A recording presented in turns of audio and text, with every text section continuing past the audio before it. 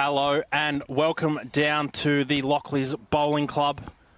We are about to get underway for the men's champion of champion pairs. I am joined here with Simon Geeta Johnson. Welcome, mate. Thanks, Isaac. Should be a ripper game here again. Been a brilliant week so far. Can't see why this game will be any different, mate. Absolutely. These two very, very strong teams here. We've got Scott Colville and Nathan Pederson from Somerton, and Matthew Short and Jono Voigt from Anguston Bowling Club. So a little bit of city versus country, which is always a good flavour for a final. And of course, Nathan Pederson, been in the state team for quite a handful of years. Jono Voigt made his debut in the national side just recently in October. So we are sure for a good one. Yeah, all the boys have been around the bowling scene for a little while, haven't they? So obviously Shorty, Matty Short as well, been in a lot of the squads for a number of years. Like you said, Jono debuted, I believe, in October up in at Broadbeach for nationals and did an outstanding job up there as well. And Scotty, we just, you just spoke about Pedo just quickly. Bit of a character down here for bowls in this state, but also Scotty, his mate. They've played a lot of bowls together over the last few years. Great starter, mate. Awesome. It's an awesome start there. It Probably is. what we expect, I suppose, Izzy. Absolutely. Matthew Short there, getting us underway with a toucher, holding two shots. So just quickly, Pedo and Scotty obviously got through their last game pretty comfortably. I think Jono and Shorty sort of, they had a fairly commanding lead early, and the boys from Narracourt pegged them back pretty well. Went down, to the last end. I think getting up by a couple shots in the end, I think. Yeah, there you go. Was all games, I guess, today have been very good. The two men's semis probably blew out just a little bit for that sort of end of the game, and like you said, we're able to be pegged back, which is what we like to see. So yeah, I guess a lot of people probably ask, but yeah, the speed of the green. Isaac, I just had a quick up and back before this game, and once again, I think it's been spoken about all week, but the greens are running really, really well. Like, I'd say it's a solid 15, 16 seconds nearly. Beautiful draw both sides. We talk about the weather here at Lockleys a little bit with that southwesterly that kicks in this time of the day, but what was I back here on Sunday, and real gusty sort of southwesterly stuff, but sitting here this afternoon, just a little gentle southerly, so yeah, quite nice conditions for lawn bowls. Absolutely, no doubt. As we push through this 3:30 time slot, that wind will very likely pick up again throughout the game, and again, being this time slot, daylight savings is not in play at the moment, so we'll see a bit of shade come through, and that will very likely play a part as we get later into this game. Jono just overplaying that one, but I can see why. He's just trying to change things up a little. As long as the opponent touches your bowls, it's fine. And you can touch our bowls.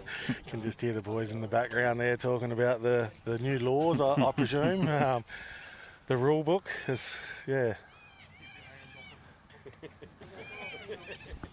Not a bad pill there from Pedo.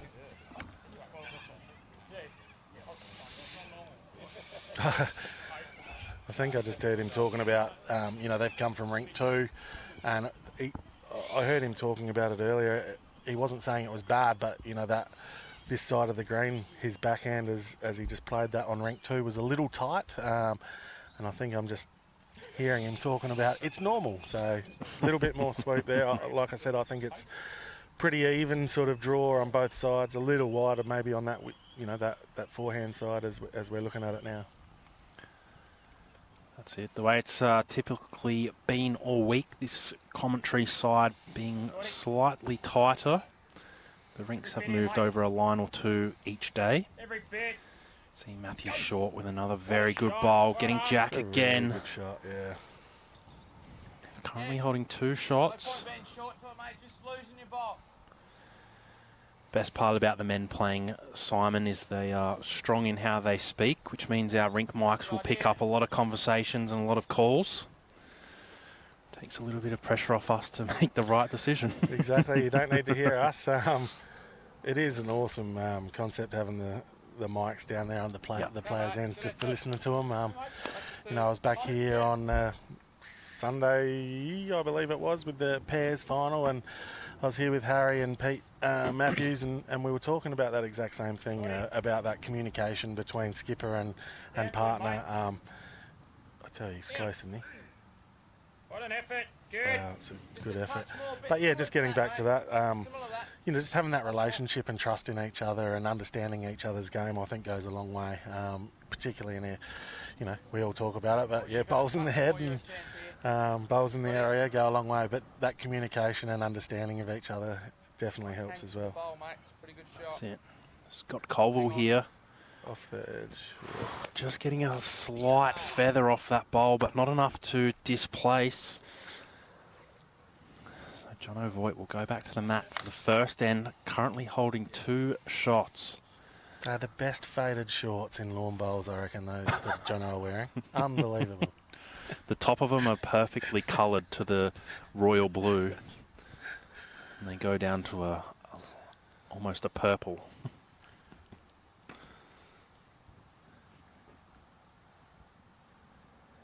Jono on the backhand now.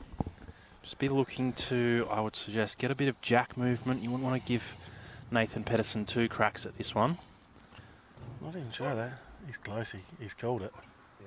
He's very close. A little bit of bowl first. Oh. Well, he's got some touch on the jack, which will make things a lot harder for Nathan, but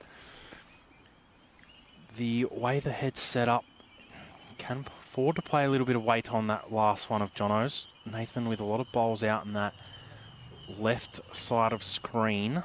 3 or 4, do you think, is he? Well. And I guess Jono's team and Matty, you know, a couple of touches there. But does that last bowl sort of make up Pedo's mind a little bit firmer? I think it has to, doesn't it? At least you get the edge of it. Hopefully it skids away a little bit in the ditch. He likes it too. Gets the corner. Oh. See there, get a bit of jack movement to that left of screen if he does get the right-hand side of Jono's last bowl. Only problem will be how far Jono's goes if he does get it. That's the worst result anyway, this way. But if I come this hand, find that bowl, sort of stay, but up and up onto the jack. Hopefully our viewers can hear that sort of conversation. We didn't even need commentators in this. And look, once again, Izzy, I don't think there's a right and wrong call here. Like, personally, No. I'd still be trying to change that. Yeah, absolutely. A little bit, probably backhand. But look, Jono's out there. He's a quality lawn bowler, that's for sure. So pick your shot and play it.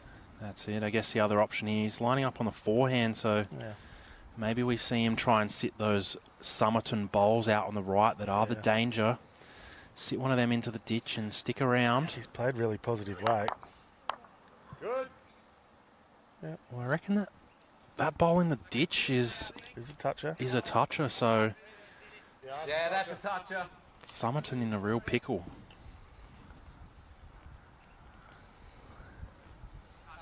Hard to tell. It's going to be tight. Yeah, I think Forehand looks the better option, just doesn't looking it? at it from here, you know, he's basically two, maybe a 3 down. Like, hunt the jack I don't yourself. mind you going on the back end again. You get the edge of that. Yeah. Jack will go out to that corner and we might just have it. Once again, it's about just picking the shot and playing it 100% confidently. I can see what they're both trying That to one. do, but Yep. personally, Izzy, forehand, Two I don't know, bowls. get the jack yourself. You're That's it. going to probably sit in for shot. That's it. And you pick your weight, really. You play it with a bit less and sit one of those bowls and stick around, or you could just hit it with a lot of weight and hope they fly out of the head. He's lining up with some weight. On And the forehand. Yeah, on the forehand. And there Brilliant. it is, ladies and gentlemen. Wowee. I think that could be Sports Centre shot of the day. There we go. Nathan Pederson off to a flying start. We see a brilliant replay here. Bowl, then jack, and into the ditch to take one shot.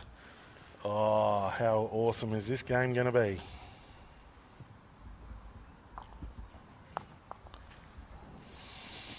That might get the man up and about, you reckon?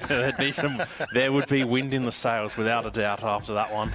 I must admit he's been a little quiet. I haven't heard much of him today. I rocked up sort of during the semi and very quiet. And I'm expecting maybe a couple of old bowls buddies to maybe flow on in for a little frothy later on, one of our West End frothies. But maybe that shot definitely will put some wind in his sails, as you said. Awesome head of bowls, just quietly. Absolutely. First end. 2 or 3 touches, come down to an absolute bomb last bowl. Pretty good starter here from Shorty too. That's it. So he's got Colville's bowls just in the bottom left of screen. A little bit quick to start him off, but Matthew Short getting him away very nicely.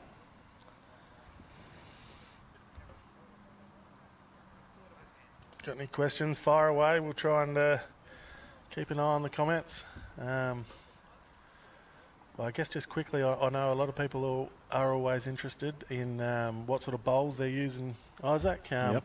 Well, I know Pedo's the Henselite XGs. I know that for sure, and I'm 99% sure that both Jono and Shorty are using the Taylor SRVs. They're both size 4s, I believe, too. And I reckon Scotty is an SRV as well, but down in a size 3. That's it. I think Jono has SRs. Okay. With Shorty with SRV. So Gotcha. just a slight difference in line. Yeah. He's just said they're SRVs. There you go. Misunderstanding, that's all. You're never wrong.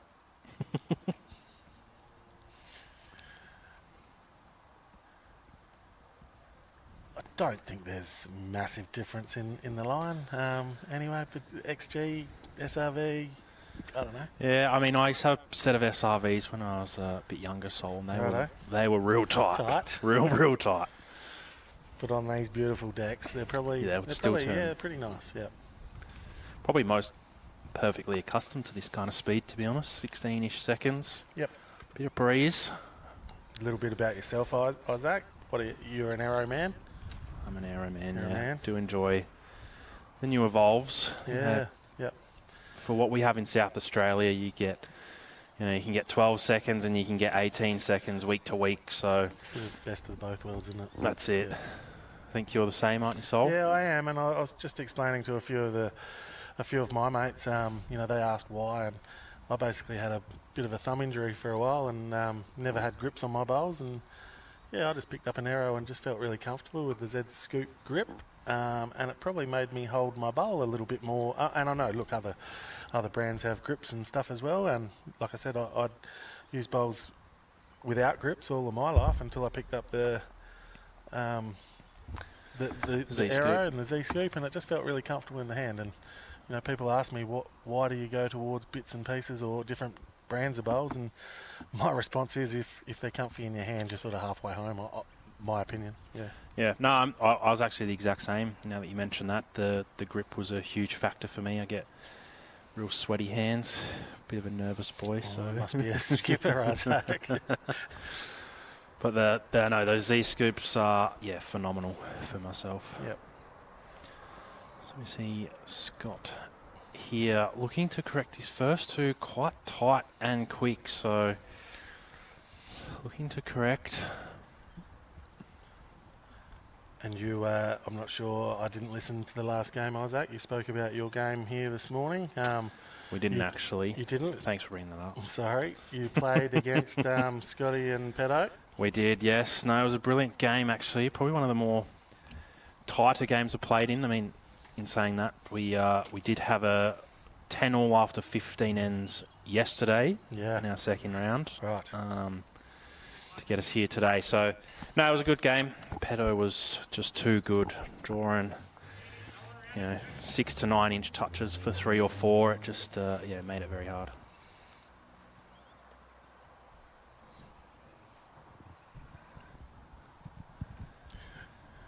Scott Colville again on the backhand.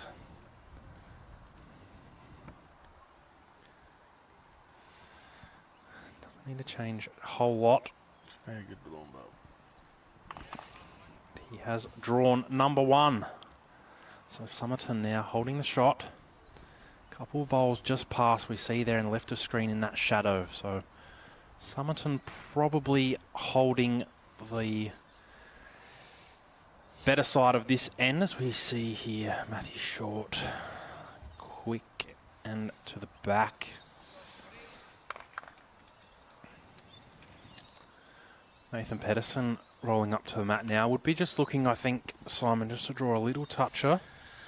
So those 2 bowls passed. Yeah, definitely, yeah.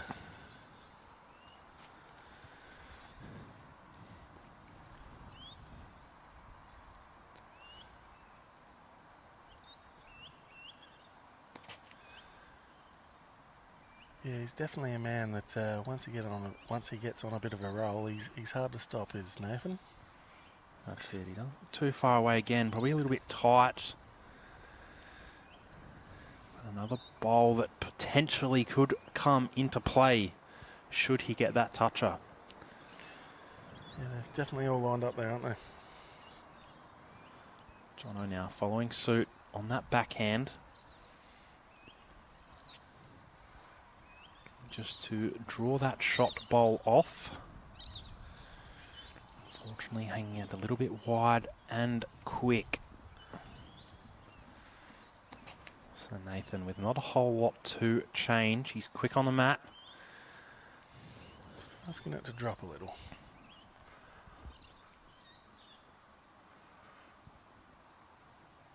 Weight was really good for that trail.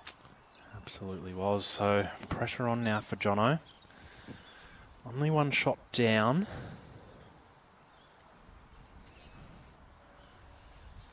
No doubt want to be evening the playing field. 1 all. Well, it looks like he's dropped this one short. So it will be at least 1 to Somerton. They can have a quick look. 1 it is. 1 to Somerton. So 2 ends on the trot now. 2-0.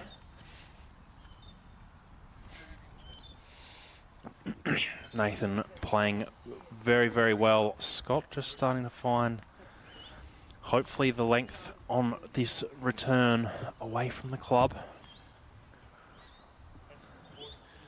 Yeah, we speak regularly about the green, I suppose, and how great it is. But yeah, it just maybe just takes them a little end or two. Like they're straight in. They haven't had a roll up on this green. There you go, the old lose the jack. It's been done a bit this week.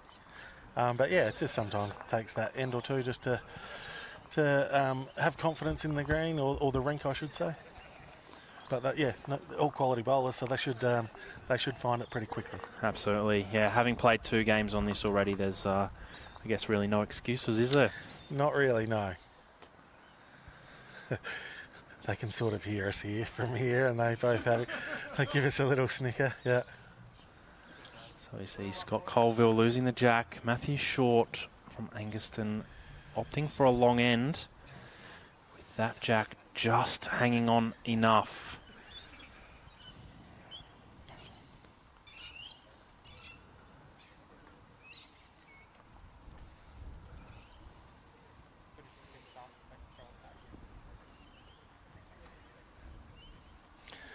Of course, a big shout out to our sponsors, Isaac. Absolutely. We got West End, MGA Insurance, and Sports Centre. Obviously, great supporters of Bowls SA.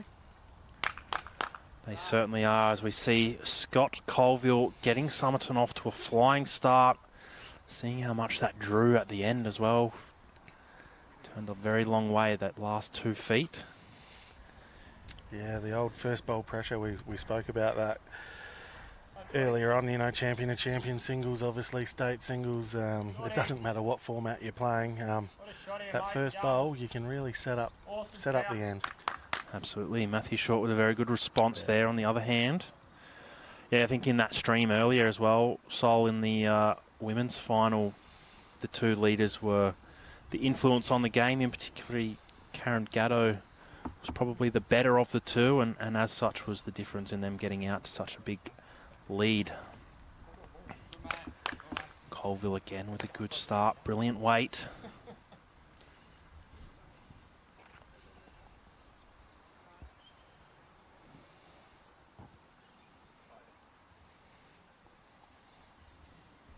Matthew Short looking for a bit of similar action to the first bowl. Maybe just a touch quicker was the only downfall, but it's going to be in a very good spot. These players are never shy of playing a little bit of weight, so anything past is going to be huge. Really didn't mind that weight, Isaac. Yeah, like you said, you know, you're giving it a chance. You know, any touch of Jack, you know, he'd already had his first one, that angle passed, so he gave that every chance. I think I'm right in saying that Anguston won a premiership as well, so I reckon they've won 2 or 3 back-to-backs, to be honest. So both these pairs have had some sort of year. Sure have. They've, I think they won the triples last year as well. Brilliant weight from Pedo there. And both players going deep into the Country Carnival as well, I believe. Yes. Yes, I believe Jono won the 4s in the Country Carnival this year. I think so, yeah. Yes, he got us on our last bowl, so thanks for bringing that up. sorry. I couldn't remember who it was against. I knew they went deep, and I was like, I knew Sol went deep too. I'd like to hear Jono's take on his last bowl as well. It was one of those ones that he said that he didn't really want to take it, but obviously that's the game of lawn bowls. See Nathan Pederson bowl coming in now, taking a rest on that green bowl, stickered bowl. It's a good bowl there. Covers a little bit of the danger that was trailing the jack. It's still an option, but good to be passed. It's what you like to see from those, you know, those real top line bowlers, which all these blokes. But you know, Pedo played his first shot on this end. You know, perfect weight, just cut the head, and just that adjustment. You know, he wanted to get it out that bit higher, and you know, he probably got within a half a bowl of sitting in exactly where he wanted to be. Yeah, absolutely. We saw there Jono Voigt resting that shot bowl. Looks to be number 1 at the moment.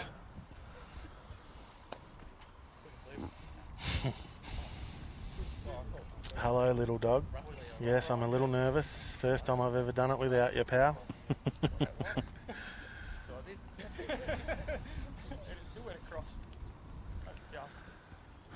So Scott Colville on the mat here, looking on the forehand. A little toucher is actually quite good for them. If they can get it down the line, they would be 2 or 3 shots. Pedo's calling it close. He's just going to squeeze through. They were already 1 down, so look, it's not the end of the world. It's very, very good bowl. Just creating a little bit of a wall now. Like we said just before, Isaac, that bowl's finished, you know, that bowl higher again, so, you know, it sort of protects that trail from the Jono side now a little. Absolutely. See Matthew Short coming up short here. Maybe got a little bit nervous holding the shot. Yeah, which is easy done. Absolutely. Scotty's a little bit more positive here. I was going to say it does look a little bit quicker. Looks a bit wide though. See how much it turns back. A little bit of a chance, mate. You know, go 1 down's all good. Jono just reinforcing the fact that he can afford to be up and into this. It's really not going to be the end of the world if the jack does move. Looks to be on a great track. 1 roll on that is good. Still 1 shot to the Anguston pair. Makes it ever so slightly harder for Nathan to make anything more than a 1 or 2. Yeah, it was a good shot. Like, he was playing it positively, I guess, and I'll just probably recap on the ladies' state pairs back earlier on in the week, and we were talking about Kath Greenslade's, you know, she come out really positive and wasn't afraid to shift jacks and change the shot, and I think, you know, that went a long way for those ladies to win that game. And I think, you know, Shorty's just, you know, he obviously pulled up a bit short, so with his third bowl, but just made sure that last one he gave it a chance. And you know, sometimes just changing the head or moving a jack, you know, you're holding one, yes, and you want to keep that one, but sometimes changing things and going one down is not the end of the world. Absolutely. So Nathan Pederson here, if he can take a Pederson, seat. And he has, so it looks like the one shot to Somerton.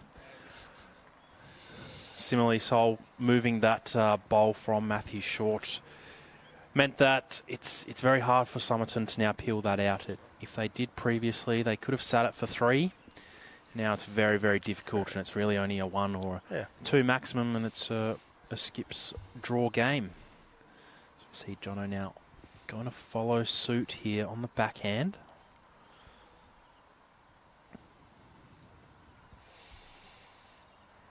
So I think he's just called his under him. Weight is superb. Yeah. A little bit of danger now for Somerton if they don't decide to cover. There's those Anguston bowls just floating out on the left-hand side of screen. Jono's just a bit further out of picture.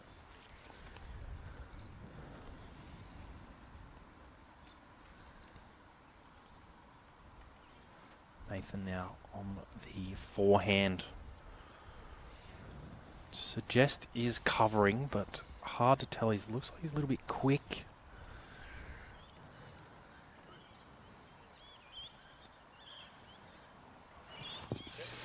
Fortunately falling into the ditch, so a big bowl here for Jono. Opportunity to make a little number if it can get into and onto that jack or sitting the pack behind. Bowl on its way, but it looks under again. Played that with some real positive weight, but yeah, just missing his line a tad there. That's it, so it's another 1 to Somerton. Very tight battle so far, 3 1s, which takes him out 3-0 after 3 ends. Of course, playing 2 15 ends here at Lockleys Bowling Club for the men's champion of champion pairs. Not panic stations, but you know, you'd like to get on the board Hit eventually, the board. don't you? That's it. I think from their semi, Isaac, they might have been 4-1 down, and they picked up an 8 to go to 9-4. So Wowee. it was all happening over there. Yeah. See, Scott Colville's just brought them that up sort of halfway. Jack almost to the tee, so sort of shorter length end than what we have seen so far. Unfortunately, this one's going to be hitting the ditch with a bit of speed. He's not happy with himself either.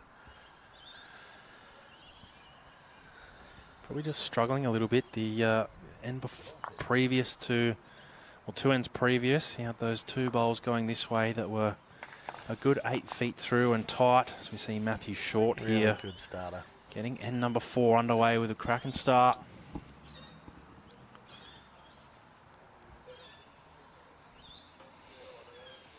So been a really good week, Isaac. You know, weather's been pretty kind, really. Other than that first day back on Saturday, I believe it was. Yes.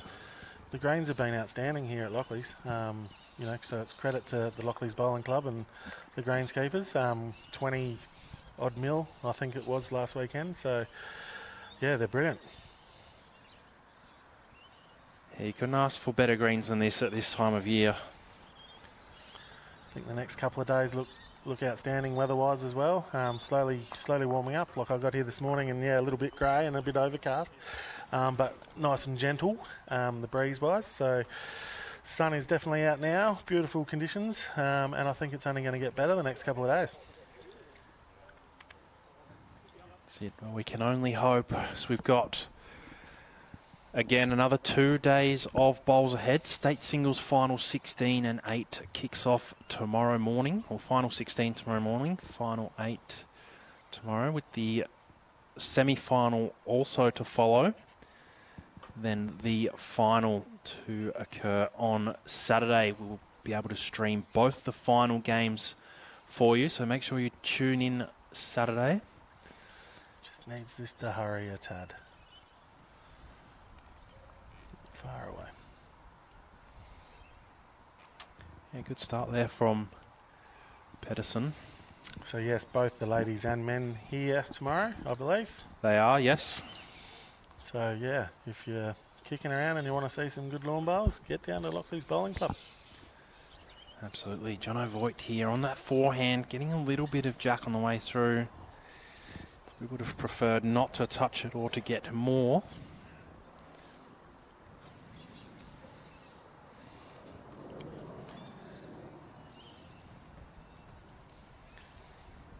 Nathan following down on that forehand. Weight is very good. Probably just got caught a little bit wide.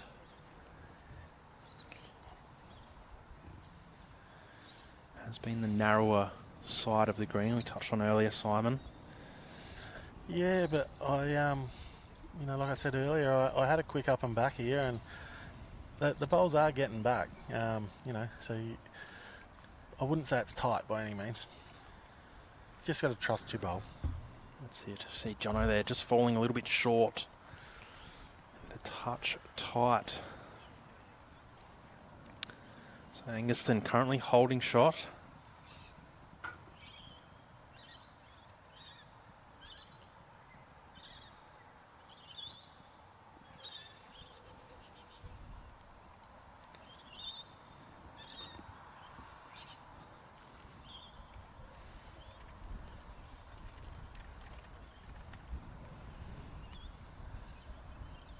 Scott Colville also on that forehand, looking to follow those previous bowls down, all on how much he can hold on. Weight is brilliant. Number one there. It's quite interesting sitting here, Isaac, just sort of a bit blocked out, looking at the head down to my right. But yeah, just watching the players' expressions, body expressions, I find that really fascinating. Some are trying to get the bowl to listen to their hands or their rag, or they're flicking their hands or kicking their feet. But generally, when they let go of a good one, they generally know pretty quickly. So that's it. I see a replay here. Matthew Short getting some jack on the way through. Yeah, and I think, like I was just saying, I think Shorty thought that was close from the moment it left his hand.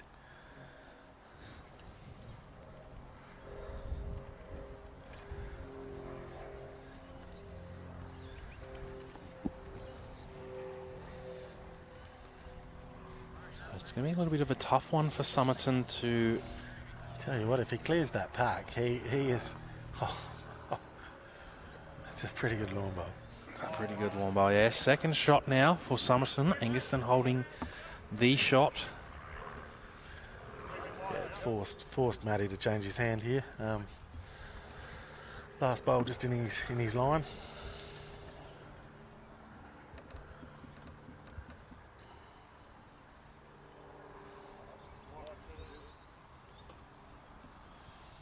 So Matthew Short, as Simon said, changing hands, but looks like he's just pushed it a little quick. May just staying on. It's going to be handy, actually. It's handy in the game. spot. In the game, yeah. Would assume we'll see Nathan on that forehand, just looking to turn that bowl of Scott Colville's up. 1 or 2 rolls, sit that shot bowl.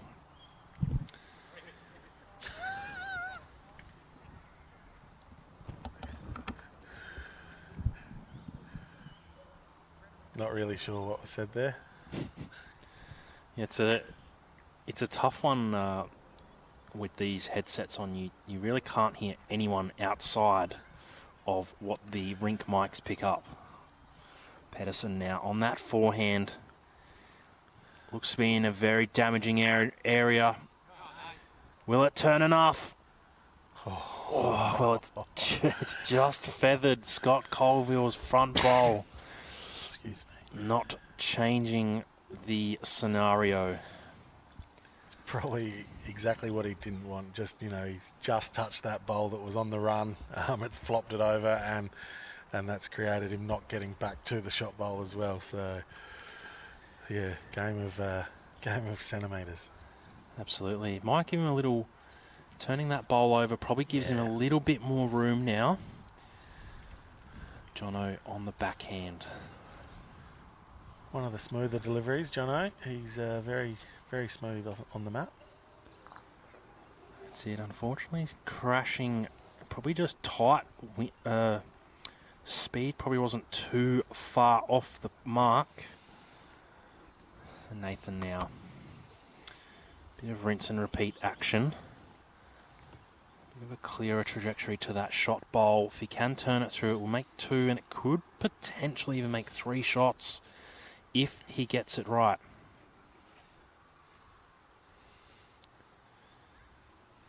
On that forehand, he does look to be a bowl or 2 wider than what he was, but maybe a touch less weight.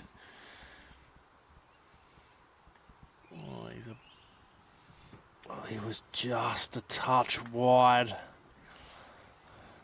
So at this stage, Angaston will hold on to 1 shot. Jono Voigt still with 1 bowl to play. Not a whole lot of option on, so I'd suggest we'll just be seeing a dead draw.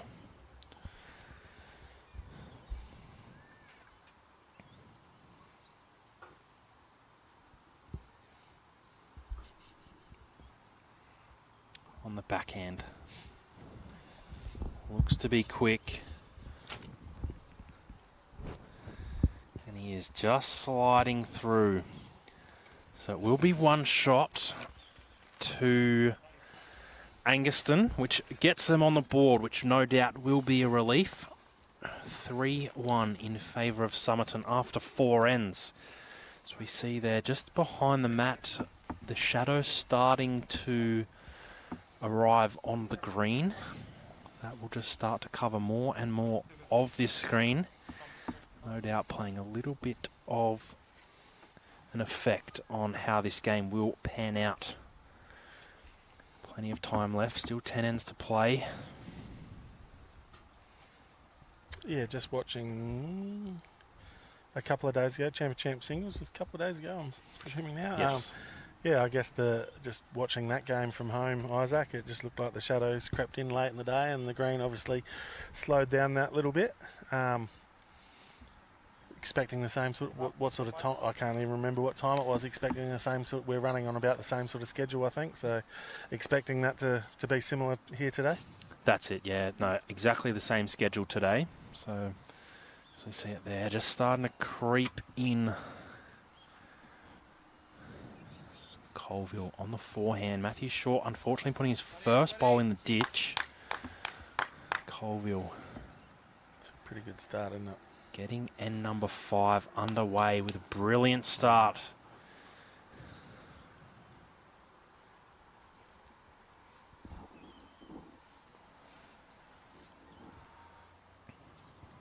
Matthew Short's remaining on the backhand. Just looking to add a close bowl, but he pulled it tight. It depends how long he can hang on.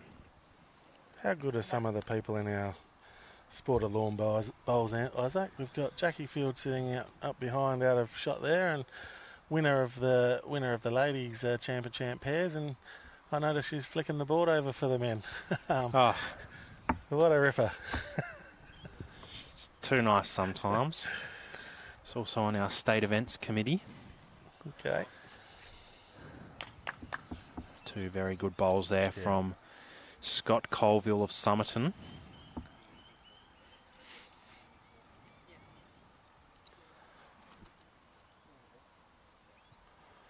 I was talking to Nathan earlier about his sunglasses. I'd heard that they're a real superstition for him, but I don't think that's the case. I think he told me that he had some condition with an eye once and decided that lawn bowls he needs to wear sunglasses. He doesn't wear sunglasses for anything else, but he pulls them on for the game of lawn bowls. Yeah, well, I actually had that exact same conversation with Nathan this morning. There you go. There was no sun out, and someone got into me about wearing a long sleeve and a bucket hat because I'm the same. I hate getting sunburnt. I've learnt after a few years being what was I, 11 when I started. So those teenage years, I didn't really care about the sunscreen, but finding a bit of maturity and getting sunburnt sucks. So long sleeve, bucket hat and sunglasses are the way to do it. Sun smart, that's right. And Nathan said the exact same thing. Wearing a long sleeve and sunglasses. See him there, just falling a couple of feet short.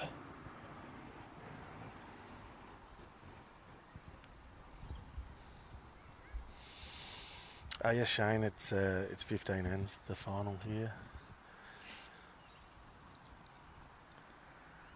Clear the front, and he's pretty close, I think. He is, yeah, a little bit of that bowl and back flops in for the shot. Very, very well played. Brilliant weight control as well. Follow him down.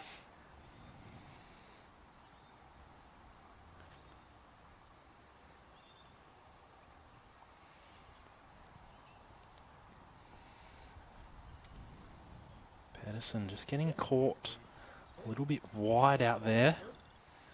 Something we've seen all week on this stream rink is that commentary side going away from the clubhouse. So the way they're playing now, very, very easy. If you've got an extra foot or a couple of feet or any weight for that matter, it doesn't turn a whole lot. It's very easy to get stuck out wide. And yeah, easy done. What we're talking about the wind direction or the traditional wind direction here at Lockleys Bowling Club, and yeah, generally that southwesterly now. At the start of the stream here, we were talking about a gentle, dead southerly, I suppose. But just looking at the flags, you just get that little gust, bit more westerly in it, obviously, that southwesterly. So yeah, not that it's huge, but yeah, it just affects the bowl that couple of bowls wider, and they just tend to hold out. So played that pretty well. Matthew Short arriving up on that Somerton bowl, sitting it through. Angiston now holding 2 shots. 3-1 Dasher, yeah, so just probably hasn't been updated on our screen just yet, but I'm sure it will be. Scott Colville there, just pulling it a little bit tight. Weight was perfect.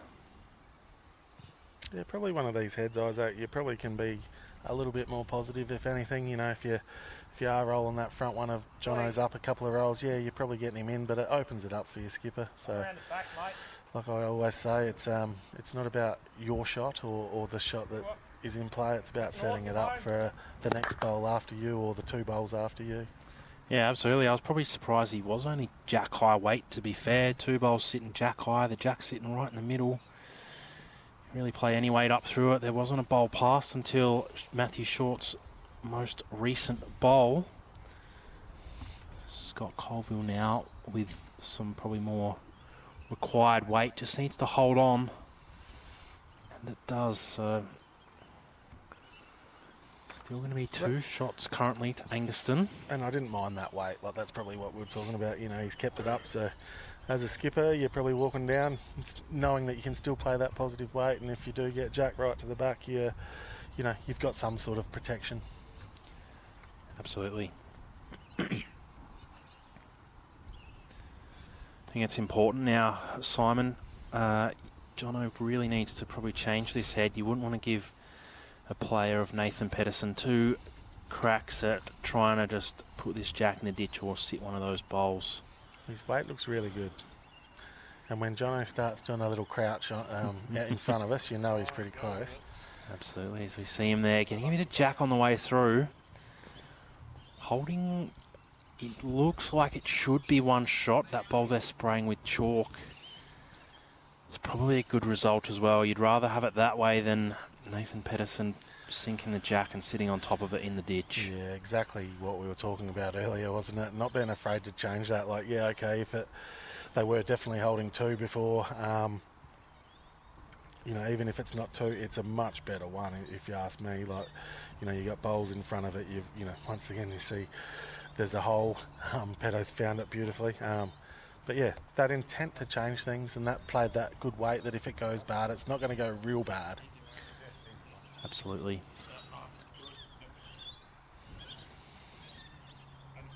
And look, we talk about Pedo getting a sail full of wind. Jono's probably exactly the same, to be honest. Yeah, they You know, I've played Jono quite a few times now, whether it's Country Carnival, Round Robin, and you get the bloke on a roll, you get him confident, and it's a difficult task to stop him. He doesn't mind a little bit of chat too. That's it. So, Jono Voigt on the backhand with a little bit of weight. You're going to reach up through that Somerton bowl.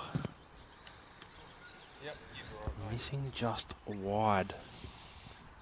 Not quite sure what the desired outcome of the shot there was. I think there's 2 bowls of Somerton's in the head. I'm not sure that removing one really was of a huge amount of benefit, but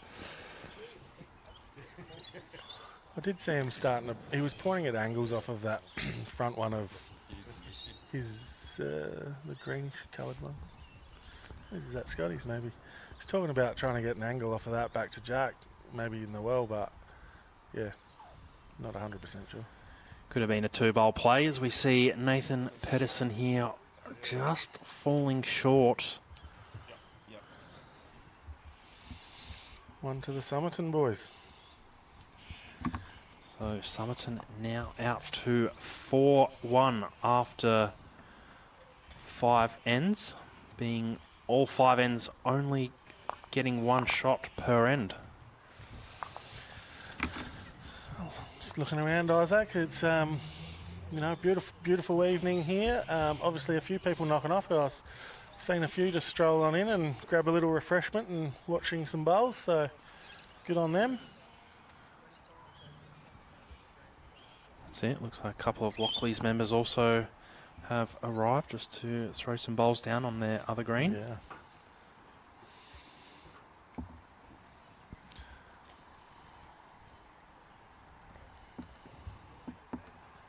So we see a nice little replay there from the previous end. Colville's first bowl, he needs it to stop.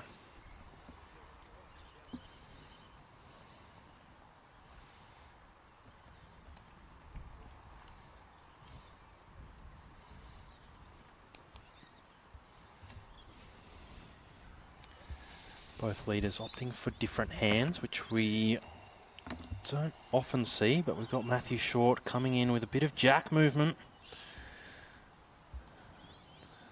Also was probably a little bit quick.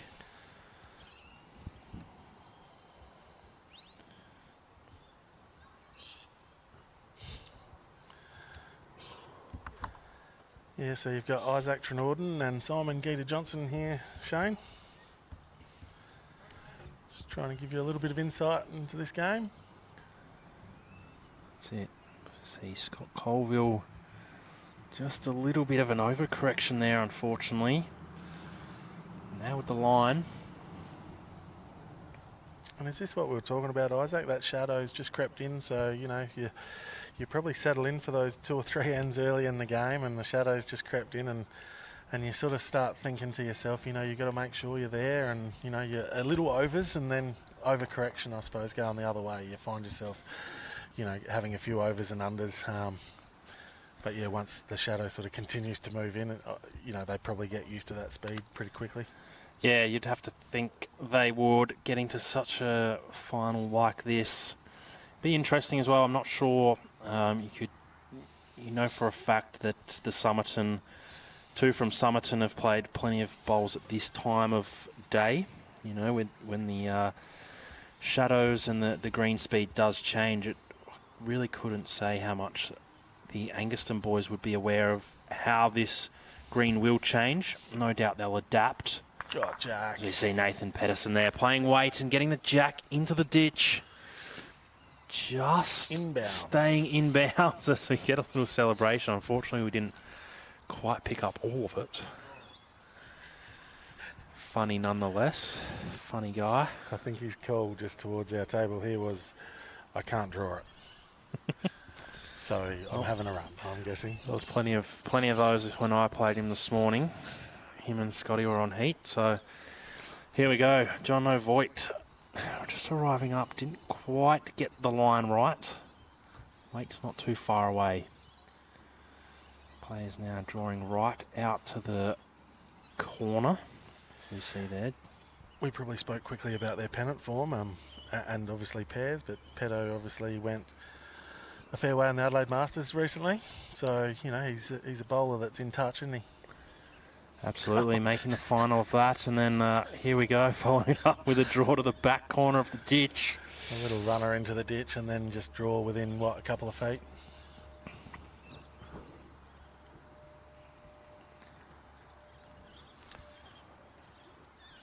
He's asking it to settle. Jono being a very cool, calm and collected kind of guy. I'm not sure this would faze him a whole lot. We see him, unfortunately, just rolling into the ditch there a little bit quick.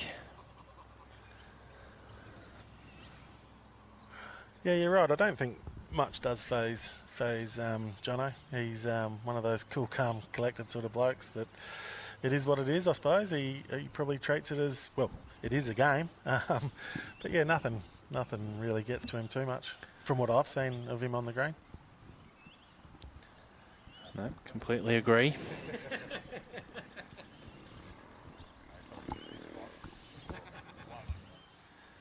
Nathan and Jono would have no doubt played a lot of bowls against each other over the years. Remember, they were all the big boys when I was coming through the juniors. So yeah, of course, they'd be similar age.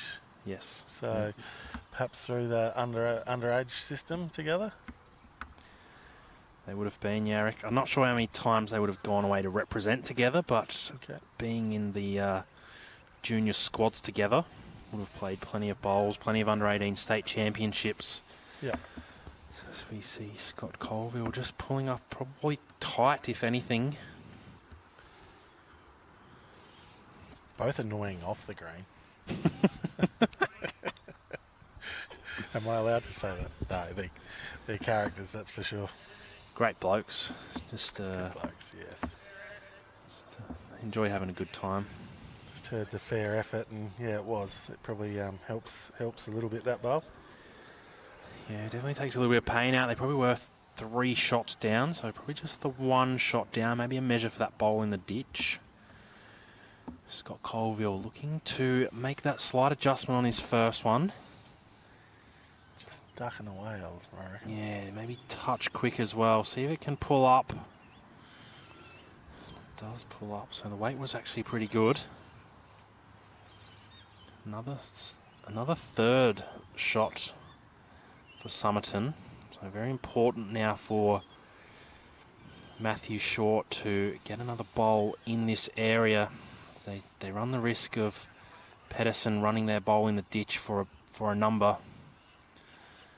So we see Matthew Short going in. So, well, will we see weight early? I didn't mind that last bowl of Shorty's, Isaac. You know, he's obviously pulled up. He knows I think it's second wood, just judging by our screen.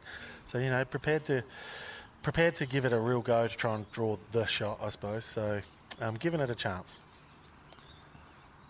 That's it.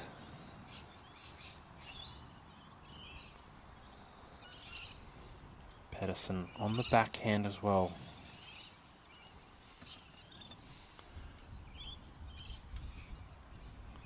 Just missing wide. Probably, it's hard to say, probably wasn't quick enough to put that bowl of Matthew Short into the ditch, so I'd have to say it was probably quick for the draw.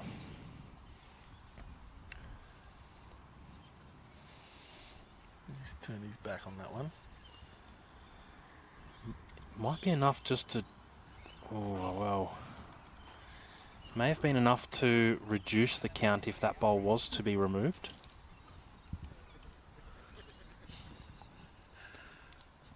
Pederson not happy with that one out of the hand. Well wide.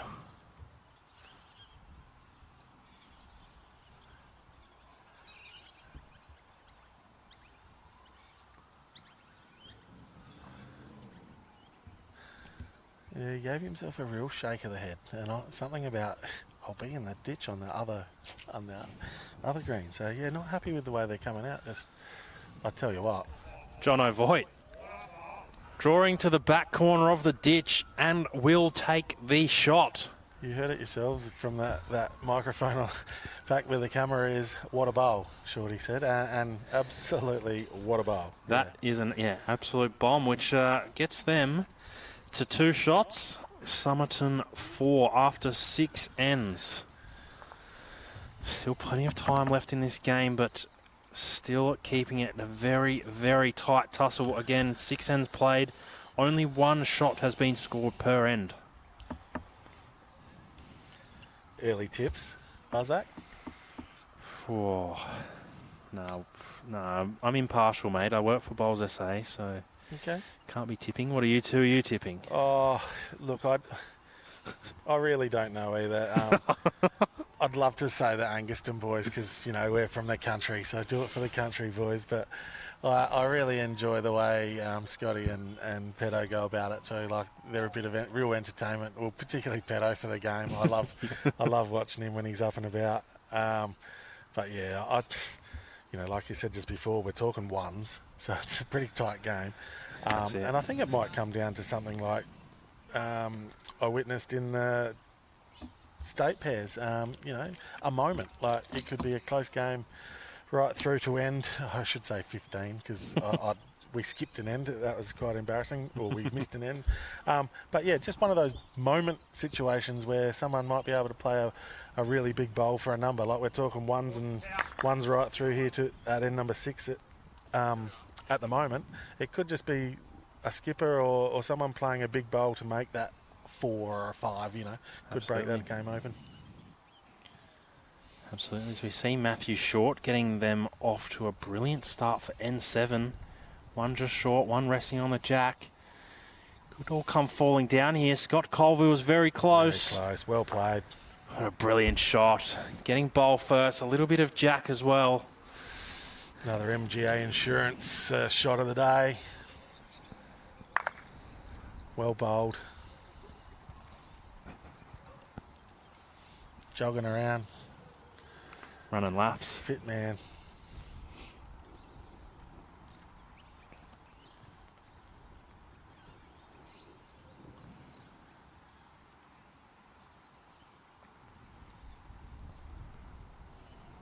Jono now on the forehand. Not a huge amount of bowls have been played on that hand going this way. So you see Scott Colville running up the green in that picture. So happy with his bowl, he's running laps. That's a really good shot. Good reply. Jono just crashing into that front bowl. Get in the back on them. Yep. We heard there Scott Colville just asking Pedo just to throw one out the back early.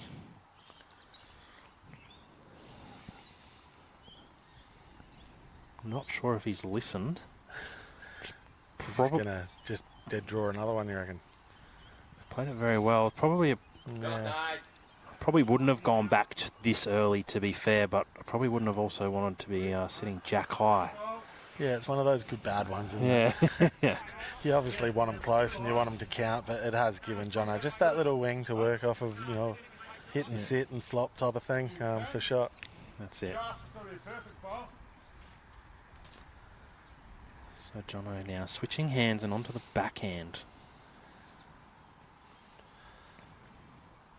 So I was saying, I was talking to someone off camera earlier, Isaac, you've live streaming or streaming this week's been fantastic. To have blokes like Smithy, the great Andrew Smith in, just getting, you know, Harrison and I were talking earlier on the way home, from when we commentated earlier on the week with him, just to listen to his insight and, you know, little comments through the game was fantastic.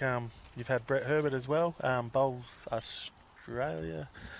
So yeah, had a couple of good ones. It's been good. Yeah, absolutely. Having someone like Andrew Smith on the commentary is phenomenal in its own right. But yeah, the insight that he can bring is beautiful. Yeah. And he enjoys a little joke here and there. And he doesn't drop jokes too often, but when he does, they're far funnier than they probably should be. I don't know if it's they're rare, so they're funny. Yeah, I agree. It's hard to explain, actually. Agree. So we've got Somerton holding one, maybe two shots currently. We saw that previous one from Jono resting on Nathan Pederson's jack high bowl. Matthew Short now on the mat, on the backhand. We'll be looking to do something similar. Looks well tight.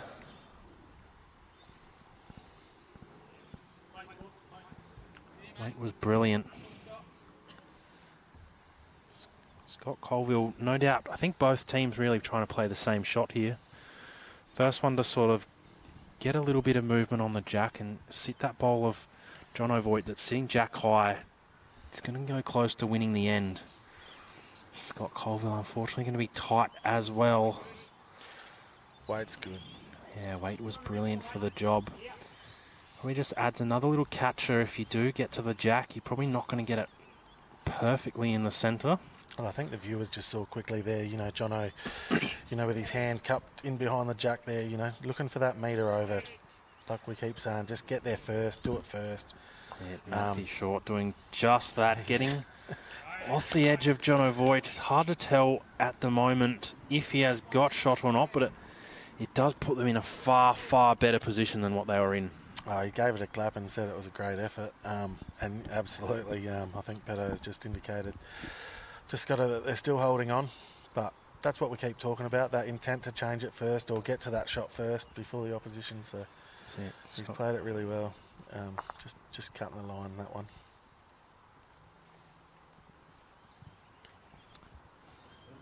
Yeah, well, do we maybe see Anguston now on that forehand, which would be the left side of screen?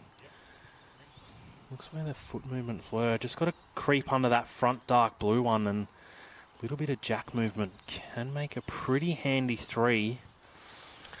And you're right. I think it's changed for both teams, to be honest, as well. Like both could switch over depending on what Jono does here. He could still, you know, he could still play his backhand and get to that wing one of his and get back and flop. But yeah, like you said, I think he'd choose to go forehand, and yeah, that's exactly what he's doing.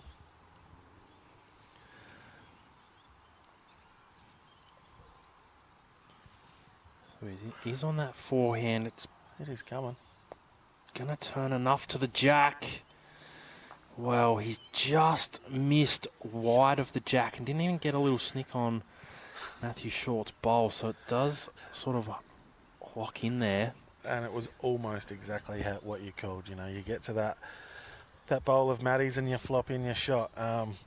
Even if he got back to Pedo's bowl and still flop, you probably shot. But yeah, it just stood up on him. That's it. So it looks like Nathan's going to follow suit on that forehand.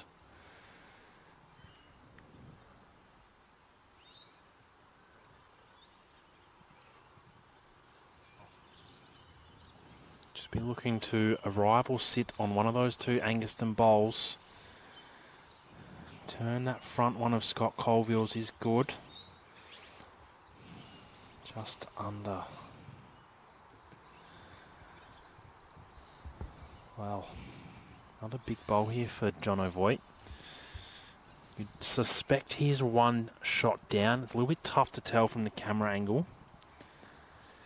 But a little bit of jack movement either way, except for down the line. He makes two and gets it right. He makes three. So we'll sit and watch and see how this one pans out. On that forehand. Does he get a little bit of an edge and flop in? He does. He's going to make one shot out of it. Real tough one now for Nathan Pederson. That forehand does come with a lot of risk. If he's a little bit quick and edges the jack, he could drop a two. I just want to be trying to dead draw this one. Two being a rare occurrence so far on this in this game. Needs to run, doesn't he? just pulling up on him. He had a ripping line. Sure did. So it's been one shot to Angaston, which takes them to 3. Somerton 4. The trend continues. Sure does. I don't think it obviously doesn't get any tighter than this, but it's we saw it from the get-go. That first end was back and forth for shots, and Nathan Pederson playing an absolute bomb to get themselves on the board and this game underway. It has followed suit each end so far, going blow for blow. Matty and Jono having a bit of fun here. I think Matty's been struggling with the jack all day, and yeah, I reckon I've seen him throw it out of bounds and in the ditch and all sorts today. And someone did suggest to Jono that he should lead, and he said no, he's going to continue leading until he gets it right. So there we go. A bit of banter between the two, which is what we all love to see, and like we keep saying, a bit of fun and a bit of communication. The boys, yeah, obviously have played a bit of bowls together now, so yeah, bit of fun, and that's what it's about. That's it, as we see them rolling a almost full length end here. Scott Colville on the backhand. He looks to be off to a brilliant start once again. Yeah, and halfway down the green, Isaac, I thought, that was probably that yard over. But yeah, just seeing that bowl pull up, absolutely nailed his line, just pulled up that couple of feet. So yeah, that shadow effect definitely taking an effect. That's it, as we see Matthew Short just looking a little bit quick again and tight. We saw a lot of that in the first game. Players not wanting to take enough grass, seeing a lot of bowls cross the line. Colville now looking to repeat his first efforts. Very similar to his first. It is, looks to be a better effort. Maybe a touch shorter than he would have liked, but a very good start nonetheless. Yep. Bowls in the area on the crossover. As a skipper, it's exactly what you want. Yeah, he hasn't probably got one past, but yeah, as a skipper, you're holding a couple bowls to use. Yeah, tick. Or pass. Not brilliant, but it's a pass. It's a pass. C+.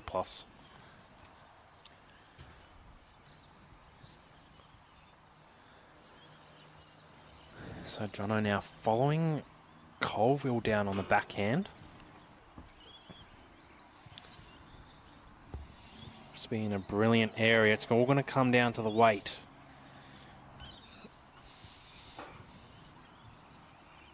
Wow. It's one of those ones that if it flops the other way, it's just that little pressure relief in that. Well, maybe it's one, and yeah, just for it to flop back, knowing, just that one bowl, take that little bit of pressure off. That's it. Pederson on another brilliant track. He's just going to run out of steam. The old shadow effect, we'll call it. That's it. So Matthew Shaw indicating that Angaston is holding the shot. Jono going to remain on the backhand.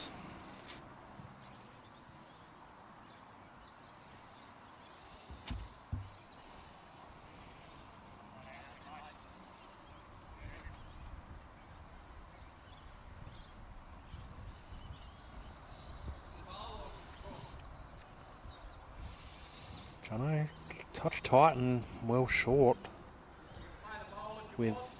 Yeah, he's just changed his approach a little bit. He's obviously got a couple... I've heard him say that he can't draw today, so he might as well run. And Pederson playing weight. Oh, wow. Pretty stiff. You heard the little call of get it clean halfway down, and he knew he was all over it, just got a little stiff of where that white jack went. Absolutely. Brilliant vision as well, just to see that almost like you played the shot yourself then. It's very cool to see, and just how unlucky he was to get that bowl and then run onto the jack. Very, very unlucky. So it will be What looks to be 2 shots to Angaston as the Leeds go back to play their second lot of bowls. Probably, understanding where your game's at too, Isaac. Like, obviously, Pedo's not, he started the game absolutely playing a couple of, that big bomb on end number 1. That was a runner. He probably hasn't found himself drawing like he normally can. So, just understanding where he is at the moment. And he, okay, is there a way to get myself back into the game? He's probably thinking, and running is probably his go-to. So, we all know that he can definitely play that running shot. So, yeah, just understanding where he's at the moment, probably, and being prepared to play those few shots to get him up and about. That's it, yeah. You've got to get yourself back in the game any way you can. And we see Scott Colville also going to play some weight here. Close. Oh. Just peeling that back bowl out. Still 2 shots we see there. Those 2 dark blue bowls to Angaston currently. I reckon they probably both still go out if... they definitely will still both go if there's interest for Somerton to go again. This bowl from Matthew Short may change things. So it arrives into the head to make it 3 shots. Nearly probably worth going again, to be fair. 3 shots down, nearly get them all 3. If not, you get 2. Colville does go again on the backhand. Just missing underneath again. So the skips... the players will now cross over. The skips will make their way back to the head. Voigt and Angaston currently holding 3 shots.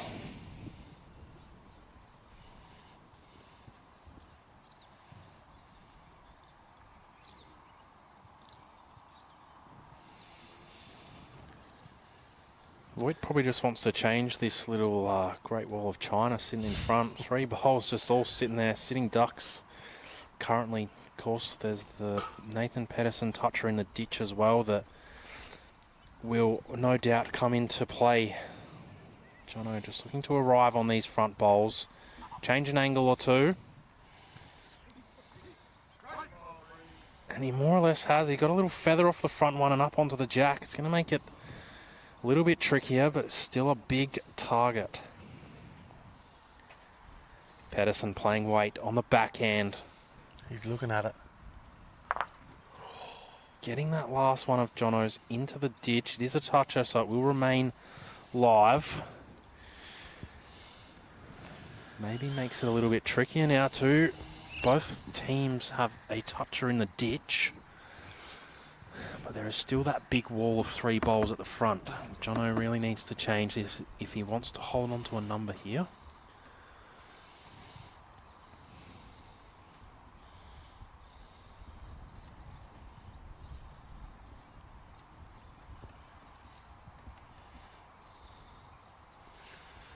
Chasing and showing some confidence in what he has put down.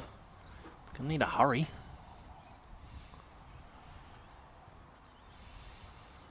Oh, well, he's left a hole. He's left a hole, and that's probably 4th shot, so it is going to force a change. It does surprise me. I thought he'd go again, to be honest. Yeah, especially having a crack first. You probably back yourself in to get at least 2 or 3. He's calling it in. He's bending that back hard. He's going to go real close. That's a clutch lawn bowl, Nathan Pederson. Take your hat off. Yeah, brilliant from Pederson. 4 shots down, drawing the shot after just having a runner. I think if I was Pedo, I would have been asking if that hat's glued on, pal. Take it off. Show me some love. With another 1 shot. Oh, well played too. Well take played. This to 5-3 after 8 ends. So 8 consecutive ones. We're just talking about him maybe not having the best day on the draw, so he's going to his running shot and 4 down probably then, and steps up to the plate and draws the absoluter. So hats off to you, Nathan Pederson. Absolutely, as we see the shadow now starting to play a bit of havoc both sides of the green. Seeing there that pretty much from the line it's almost fully covered in shade. just getting away from this game quickly, Isaac, just had a quick stroll through of what's happening here tomorrow. Some big names. Just looking at the men's side of things, you know, you've got Gabe Nadekia, Forbes, McFarlane, Nathan Black, Scotty Colville we're seeing here, Benny Bowman, Craig Mills. There we go. Names don't get much bigger than that, do they? They don't. And then you stroll over to the ladies' side. Can only get stronger. You've got Argent Bowden, Kath Greenslade. You've got Sharon Kavanagh, Lainey McGorman, Jackie Field, Sue Coulters. Like, do those names get much bigger in our sport of lawn bowls here in SA? Truly doesn't. State singles always brings out the best of the best. So we see Scott Colville here looking to go one better than his first. Well bowled in the game. Nearly dropping in for shot. So yeah, like I keep saying, if you're really interested in lawn bowls and you want to get down and watch and learn from some of these greats, you know, like I keep saying, the weather's only going to get better. So get down here, greens like this, we should see some absolute cracking games of lawn bowls for our state singles. Final 16. 16, correct.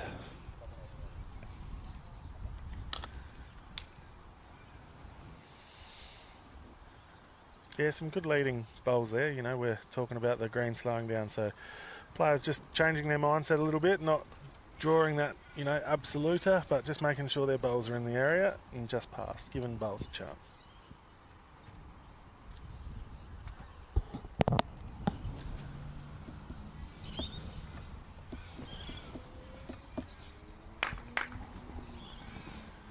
Pederson following suit of his lead on the forehand, drawing number one. I speak about it regularly, Isaac. You know, once again we go back to Pedo, you know, changing his own shots and going to his runner, and sometimes it only takes that one bowl, doesn't it, out the hand to go, that's it. There it is. You know, he dead drew that, you know, from 4 down to the absoluta, and we watch his first bowl here on this end, and, you know, he's back. Yeah, absolutely. Jono Voigt also replying with a very good shot there. Bowl's turning a very, very long way from on that forehand. That last couple of sort of 6 feet. Turning long ways. We see Nathan Pederson doubling up on his first attempt. Wind's probably changed actually a little bit, Sol. Maybe a little bit more across the green. Yeah, and I think that's... we heard Pedo shaking his head earlier, and he probably wasn't getting the bowl just to get back like he was expecting it to. And, you know, with that little bit more westerly, I suppose, kicking in across the green like you just said, yeah, he's probably getting the bowl to react like he is expecting it to. So, you know, he's probably just gained a little bit of confidence the last 2 or 3 bowls. And, yeah, like I said before, it just sometimes just takes that one out of the hand to go, there it is, and away you can go.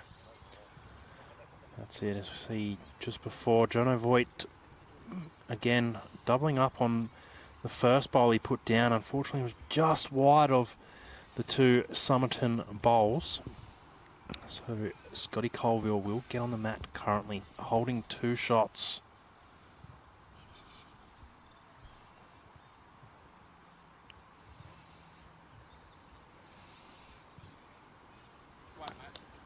A little bit quick, but it's going to be in a very handy home.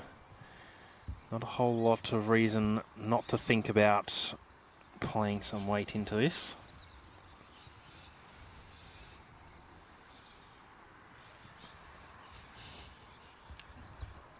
Matthew Short. Matthew Short just hanging it a little bit wide out on that turning forehand.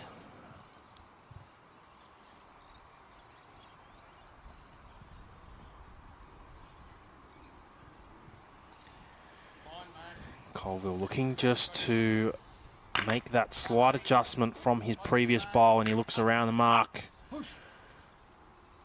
Keep going, buddy. One more. Well played, Yuri. And he has done just that, falling just short of the jack, meaning Somerton now holding 3 shots, and I think we're going to see a little bit of speed here. Matthew Short on the backhand, looking to get up through one of those front 2 bowls. Yeah, they both like it. Yeah. Opens things up, doesn't it? Sure does. Gives Jono a real good look at this.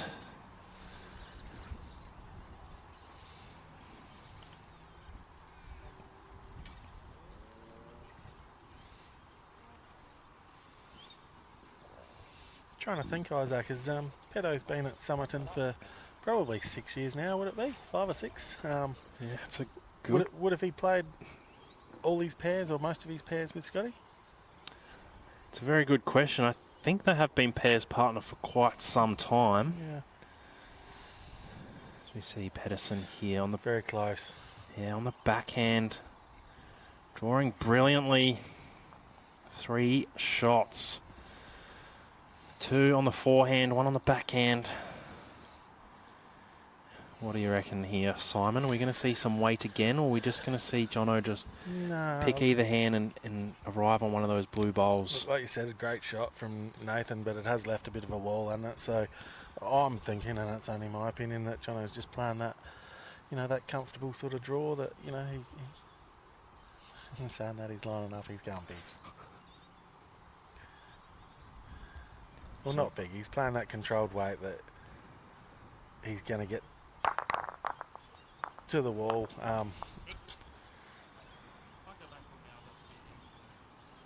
Yeah, and like I always say, I don't think there's a right and wrong shot. I think it's up to the, whatever the skipper chooses to play. As long as he's getting on the mat 100% confident in what he wants to play, Isaac, I think it's the right shot.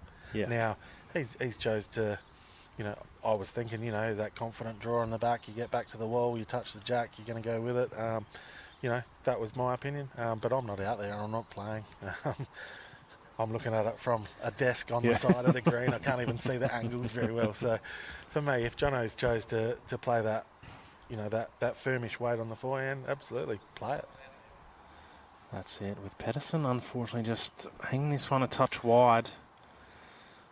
I think we'd have to see Jono back on the draw here. He gets that that one on the right of Pederson onto the back bowl of Pederson. I think he cannons 2 bowls straight out. He could go down a handful. So guessing we're going to see him back on the draw now.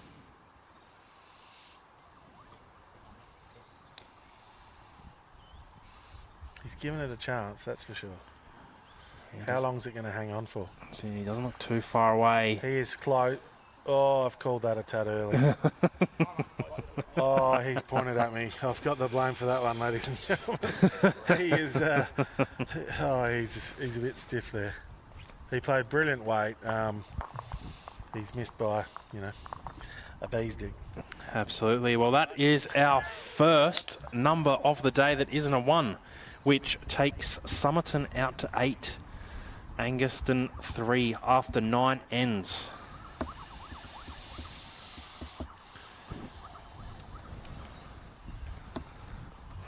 But once again, not panic stations. No, that's like it. I said, the Angaston boys picked up an 8 in the semi, so things can change around in this game really quickly. That's it. 2 or 3 ends on the trot here, and they're pretty well back to even. So got a little bit of a change of length as well. We saw Somerton haven't probably picked their length. Granted, there hasn't been too many consecutive ends won. Looks like we're back to a shorter length here. Scott Colville getting us underway with the backhand. Thanks for that, Millsy. Yeah, 5 in a row club pairs for these two. So there you go. Yeah, I do remember coming down. I reckon it was my first year down here in Metro Bowls that they were playing. So yeah, that works out about 5 years ago. So yeah, well done. Thank you for that. Pretty epic to go to win a club championship of any description, but to win it back to back and then to win multiple back to back is phenomenal, to say the least. Correct. Yeah, with the quality players they have down at Somerton too. Like, that's true. Absolutely. And yes, Stuart, I did answer to Simon. Not very often. It was a little weird to be replying to Simon. Yes, correct. I reply to anything. you see Matthew Short on the forehand, looking to make that adjustment. Doesn't need much. Adjusted pretty well by the looks of that. He's done exactly that, drawing the shot, adding a couple foot on his first bowl. He's happy. He gave himself a high five. Said, well played, Shorty.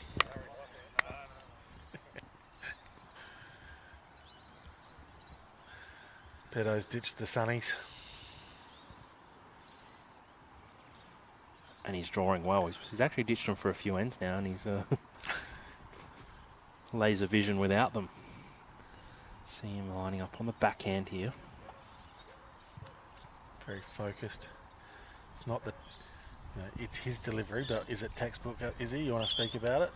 I know I spoke to someone, where were they? Up on the Gold Coast or something, and they thought he was falling over.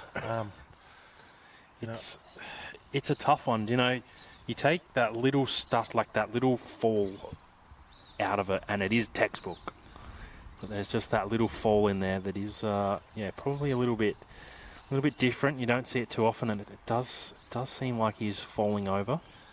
I've had a few knee issues personally, and I think if I tried to replicate his delivery, I might fall over. Yeah, I could just well fall over.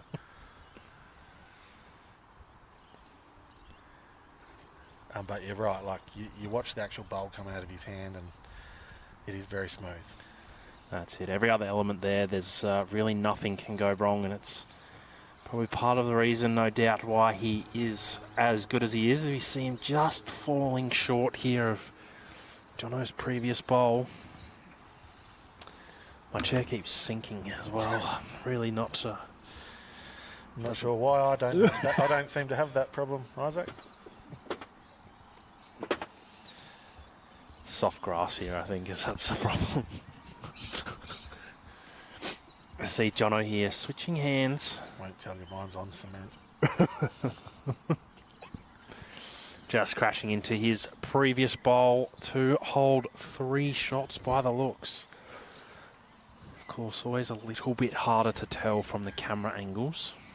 Granted, they are up a little bit high, but they're not quite over the top, so it does give us a little bit of a funny view sometimes.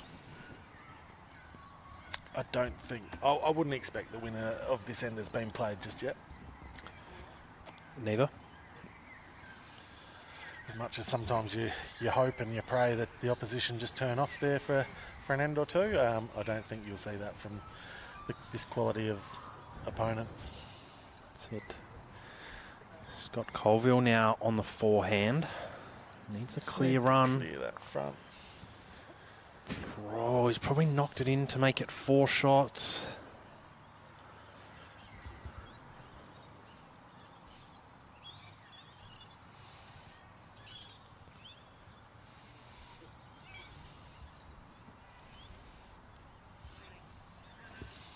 Matthew Short also needing a clear run.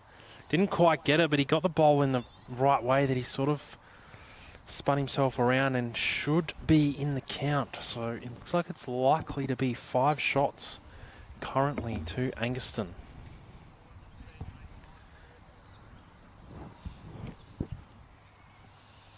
Colville making an adjustment. Needs a little bit of jack on the way through, and he's got that exactly. 5, potentially 5 down to 1 up. Brilliant.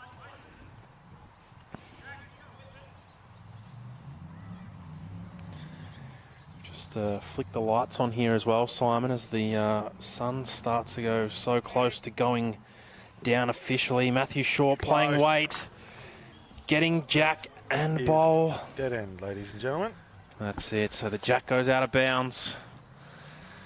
Yeah, that was, a good end of lawn bowls, and it's probably what we're talking about with the ladies earlier on in the week with the state pairs, I should say. We're talking about when one of them weren't able to get on, the other bloke backed up, or the other player backed up and put one in there. So, they were probably 4 or 5 down there, and Scotty stepped up to the plate and drew that absolute toucher that takes that pressure off, makes the other boys chase. Absolutely, yeah. Especially potentially a few seconds, puts them on the back foot, especially, no doubt, having a little bit of wind in your sails, holding 4 or 5. You start to think you're looking pretty for a bigger number for the end.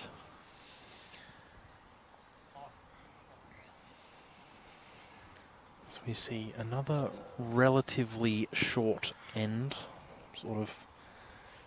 It's one of those ends, Isaac, we were talking, you know, they were holding 4 or 5, and it's one of those ends you just hope the opposition switch off there for that That's one or two ends, and, you know, you sort of look to the skies and go, you know, if we can get a number at that 3 to 4, we're straight back in the game. That's it. Yeah, obviously.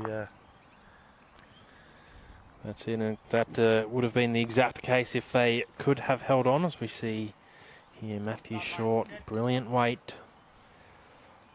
Getting end number 10 underway.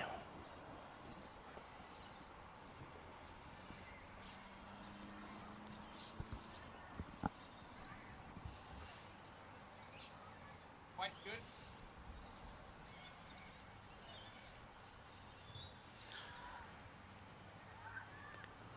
Colville just a touch wide there. Weight's not too far off the mark.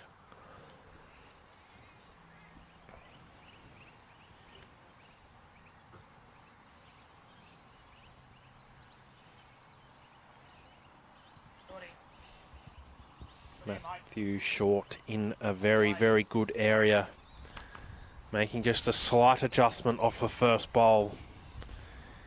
Going just that bit better.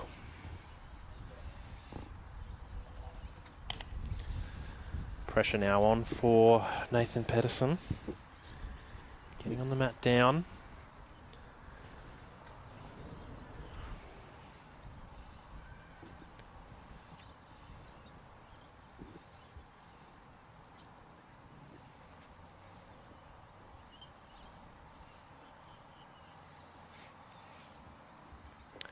On the forehand.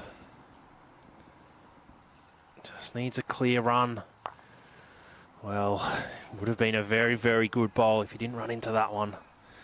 Weight looked to be the goods.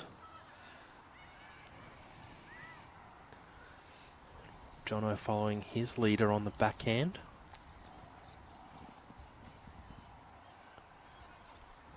How long can he hang on? Just enough to get to the shot bowl and flop it in and sit around.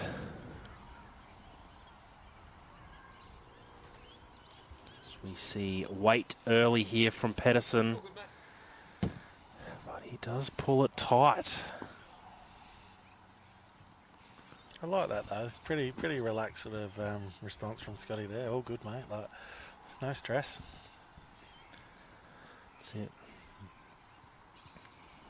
Jono, so we see there, watching with some intent. Little bit of jack movement. Good, stay with it, be kind, yes, well done. Did get the jack. He probably got it a little bit further than what he would have liked to have got it, but nonetheless, it's a very, very good bowl. Jack now down the line.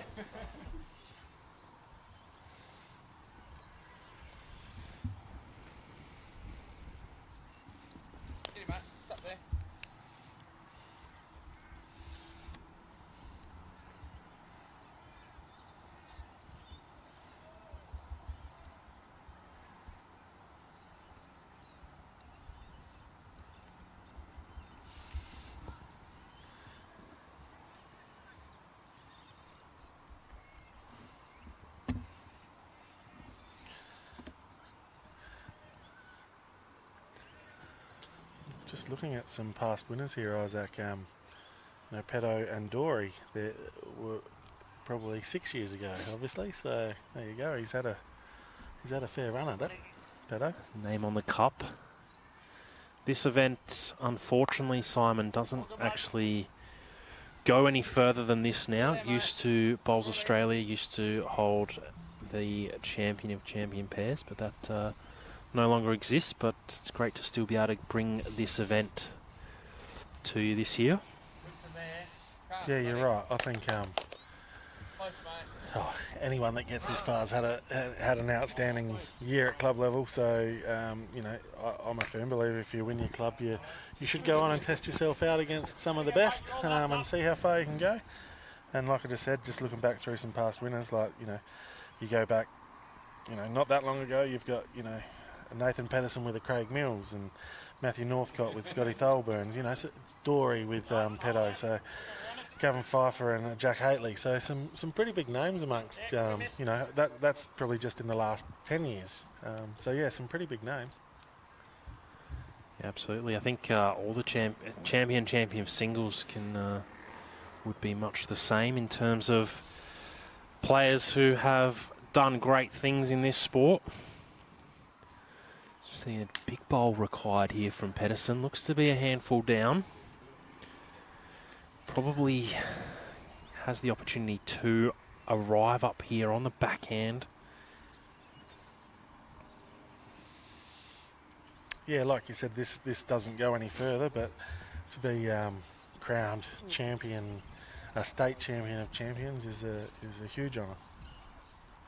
That's it, Pederson threading the needle there and flopping in. Looks like it should go close for shot, if not being the shot. A brilliant bowl. Well, Jono Voigt making his way back to the mat. You'd be thinking he'd be looking to try and sit this bowl through. He's got quite a handful in second shots.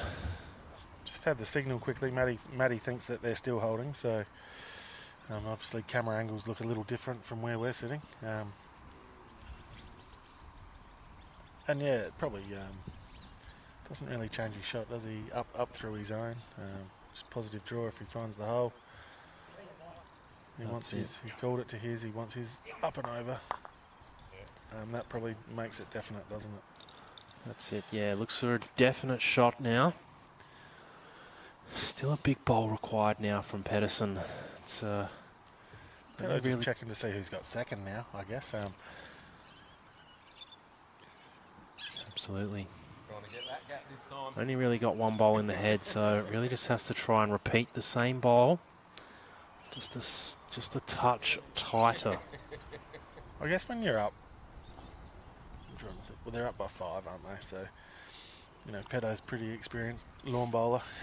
He's probably not thinking, I don't need a number here. If he drops a 1, so be it. Move on.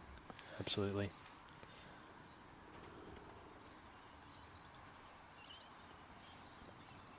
Showing some intent. Just wants it to run a bit, I think. Clear that hole. Hurry through the gap. Goes very close for the gap. It's all on the speed now.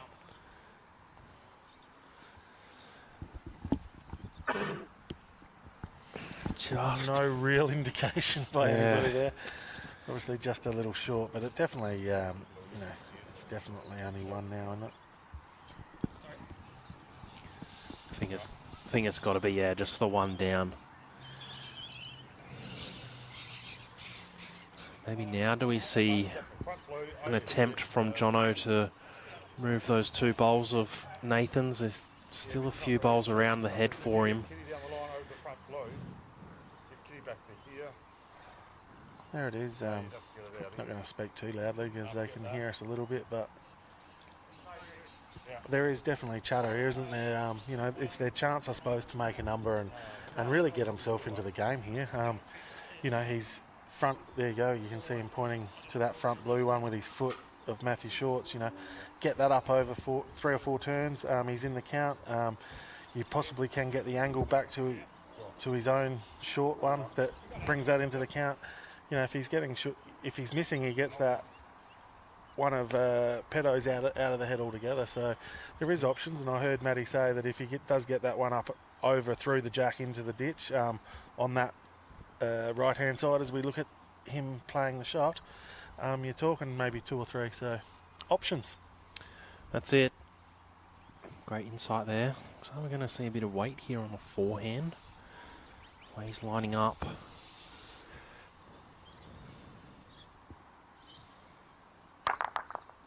Wow. Body language wasn't in love with it, but going to collect 1 shot it was all happening.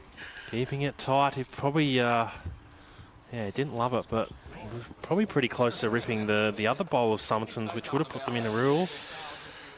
Yeah. Well, it's official. We haven't got shadows anymore. There we go. Well, there is a cloud. We never know. We never know. Nearly. Another 5-10 minutes will be, completely behind all the possible trees that do exist here at Lockleys. And it has freshened up a little, fair to say. Yeah, it is getting cold. There's a few flags around them. I'm thinking about using them as a blanket. The shorts and thongs at the moment are probably not ideal. That's it. So Matthew Short getting end number 11 underway. A little bit short.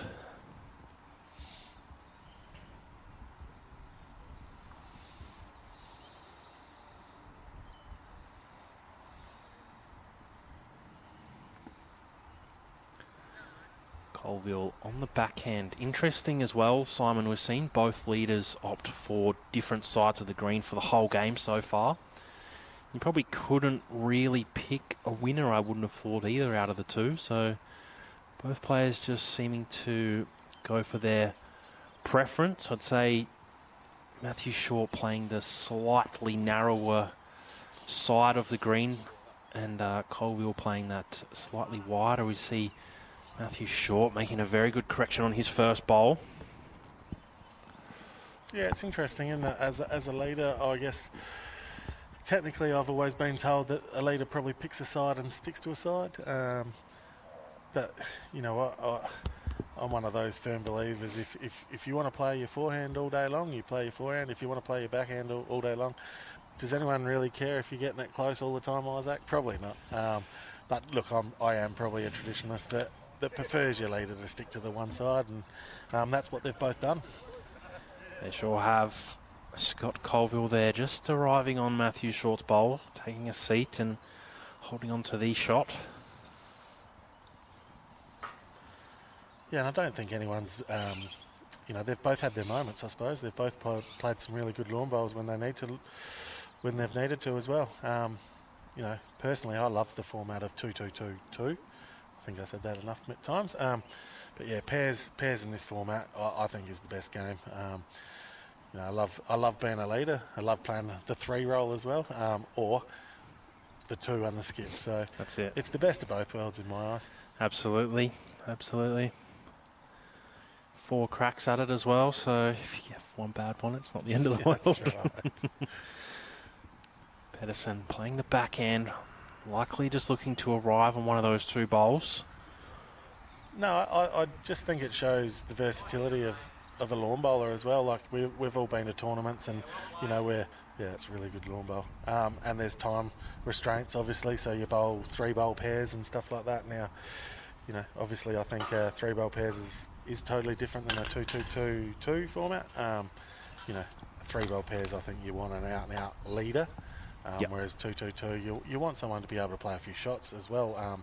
As I said, like as a number 3, you need someone that has the runner, but the ability to dead draw as well as a leader. So yeah, that's it. Pederson maybe just suggesting the wind picked up then as he let it go. What about yourself? Your favourite format? Favourite format? No, I'd honestly agree. Pairs in general would be my favourite format, whether it be 2-2-2 or 3-3. Both forms are 3-3 pairs. I guess you get the extra one, so you can really nail 3 brilliant bowls. It's quite good, and if you have a loose one in there, it's not the end of the world. But then you got 2-2-2-2 pairs, and same thing. You get 4 cracks at it, and it's a bit more, probably a little bit more intense than the typical 4s, I guess. What's the weight here? Is he just under?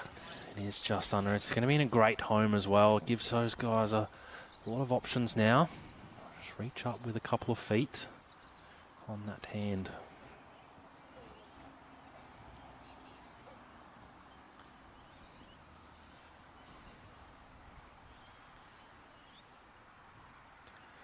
Colville on the backhand as well. Looks to be rather quick.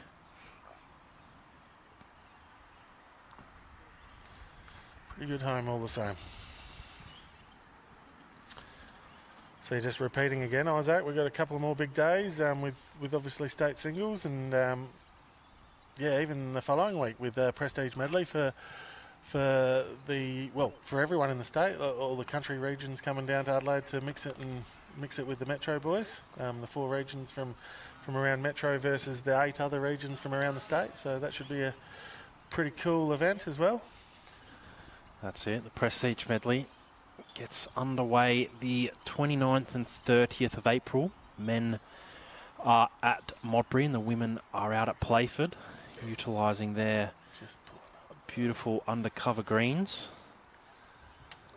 Colville there just falling short. Yeah, speaking from a country boy, yeah, really good event. I really rate the Prestige Medley along with the round robin. But yeah, Prestige Medley obviously gives us all a really good chance to match it with those, those big names, those state sort of players, and gives the country boys a real opportunity to test themselves, I suppose. So it's definitely an event that I always rate highly. Yes, that's it. Metro West having a bit of a run here. Metro West always typically a very strong team, but I can let you in on some insight that they're not going to be as strong this year. I did see on the Bowls link, I believe it was, or maybe yes. even through Bowls SA, that there's a few big names missing. Whether that's through, I believe there's a couple interstate playing. There are, yes. Bits and pieces, but in saying that, looking Metro West is still a pretty handy side all the same. It is. As is all the Metro sides. Well, even the country sides too, to be fair. They're all always a tough competition. Prestige Medley and round robins, always brilliant bowls being played. Much the same here today. See Pederson there just arriving on that bowl. Looks to be holding 3 shots. Voigt now on the backhand. I think. No, he's given up early. Probably just turned a little bit more than he thought it probably would. So Pederson with a chance to make a little bit of a breakaway here if he can draw another, make it 4 shots.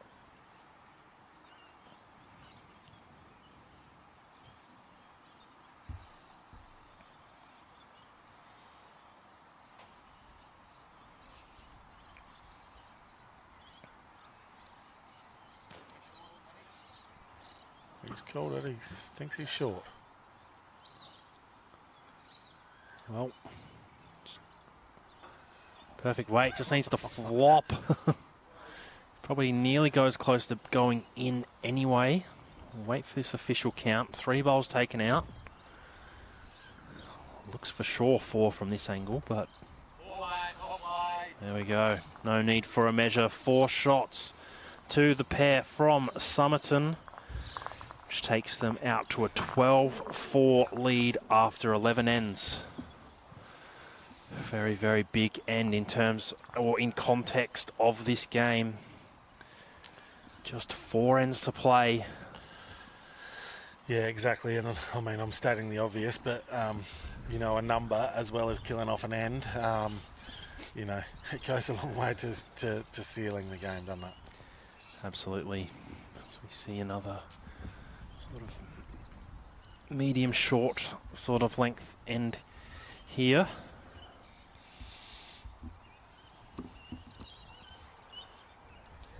Colville leading very well on this forehand, coming this away from the club, but well, probably not technically a commentator's curse. I didn't say it before he bowled it, but yeah, that's probably one of the worst bowls he's played for the game so far. Yeah.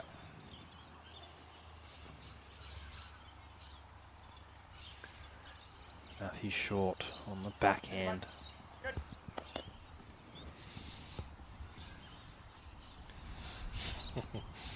Probably getting a little bit of stick here talking about ends, is he? Yeah, obviously state pairs back on Sunday or whenever it was, I believe. Yeah, Harry, Pete, and myself were getting a bit excited, with an end to play and, one shot in it with an end to play, and then they're shaking hands. Yeah. That's not ideal. No, so very professional today, ladies and gentlemen. We've got a scorecard in front of me, so yeah, I don't lose an end. But That's yeah, it. it was a tad embarrassing. Yep, trying to talk it up for the listeners, and yeah, looked over the left shoulder and or over to my left, and the players were shaking hands. Yeah, felt like a bit of a deal. That's it. Well, if it makes you feel better, mate, I had a similar scenario in the champ singles. Had the score slightly wrong by a shot. Yeah, Having it around the other way made it really not that close. It was very close, and that one shot made it no longer very close. But that was easy for me. I was blaming the skippers not updating the board and our technical directors here on the screen. So pretty easy handball that. But yeah, no, I must admit I did feel like a bit of a twit. But that's bowls, they say. Sure. See Pederson there, just a touch quick.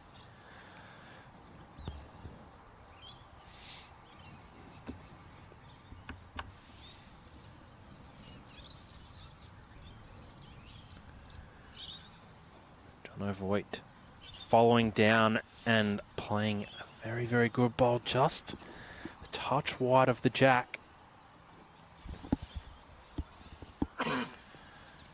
So what are your thoughts here, Izzy? Obviously, the scoreboard's not looking great, and only picking up the singles for the Anguston boys. Look to change things, change the way you play and get more attacking. Yeah, what are your thoughts? Yeah, I don't think there's any danger in a little bit more of an attacking play. I think there's been a lot of ends where they've had plenty of bowls passed and they've just sort of backed themselves in on the draw, which has worked well. It's been a very, very tight game, but yeah, I think now would be time to pull the trigger and just start to Well played, Jono. play with a little bit more of an attacking attitude. Yeah, look, it doesn't always go your way, changing and getting more attacking, but I guess at this point of the game, you've got to try something. Whether it is, just trying to get the mat and changing lengths drastically, or, like you said, trying to group some bowls behind and getting a bit more forceful at things. Like I said, it could go pear-shaped really quickly, but at the score as it is, you've got to try something, I reckon.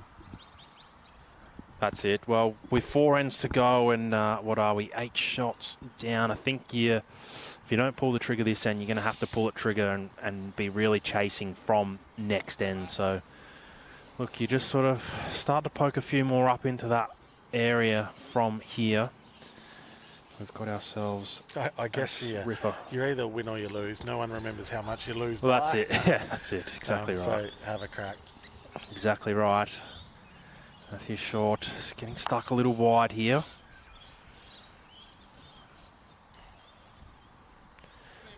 Weight probably wasn't all that bad to put the jack down the line or sit that bowl of Pederson. Yeah, and when things start going against you, I suppose, Shorty has just played that bowl through of Nathan's, or of Scotty's, I should say. So, you start looking at Jack in the well now, and it's probably not helping. That's it. So all the little things start to just get on top of you. Yeah. He's played this pretty well too. Colville flopping over right next to the jack. Perfect reason, though, for these Anguston pair to just up the attackingness, really get stuck in here. So you see a little bit better here from Matthew Short, maybe listening in. Up and in, needs to hold on a bit. Yeah, that's what we're talking about. And I don't think they even heard that call from Jono. Like, I know Matty's probably a skip in his own right. So, that last bowl of Scotty's that sort of sat a bit jack high sort of made Shorty's mind up that, we've got to change something. Let's get positive at it. And, like I said before, a couple of the little things that can go against you has just gone against him again. He gets that a little bit more flush and gets it all the way down the line to hold 2 or 3 maybe. But, yeah, it's just ricocheted and out to the side for a 1 down still for him, unfortunately.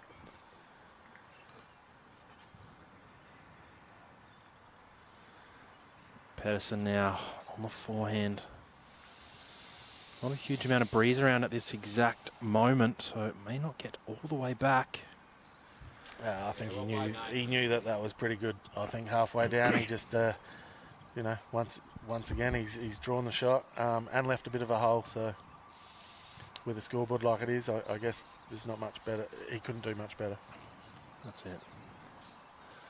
Voigt now falling down on that forehand. Gonna pull up short.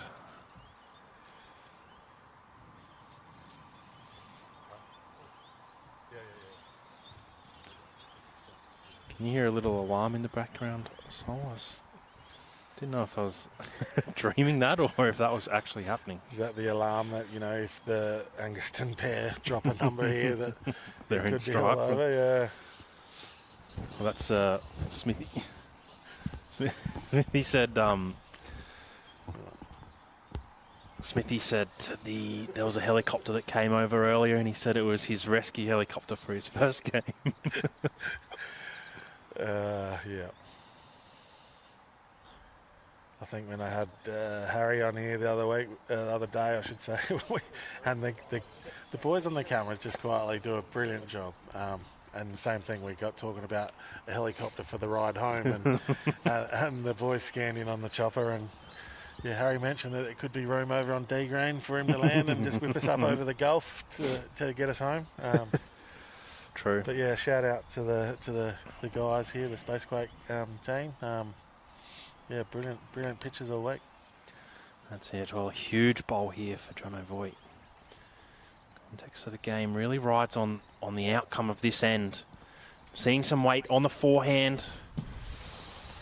Well, he's just missed wide, and Somerton are going to pick up 2 shots, which will take them out to 14-4.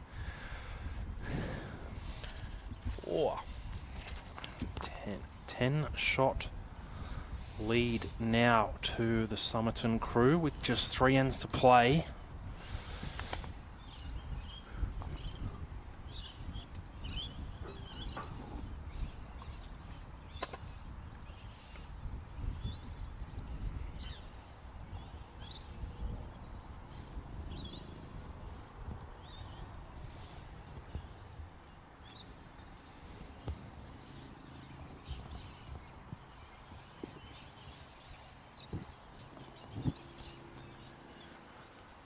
Colville to get end 13 underway. Looks a little bit quick again.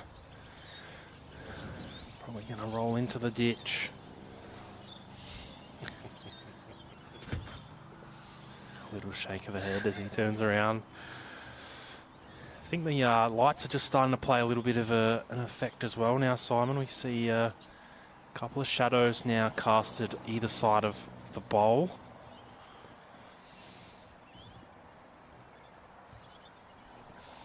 Yeah, and although Scotty was pretty disappointed it dropped in,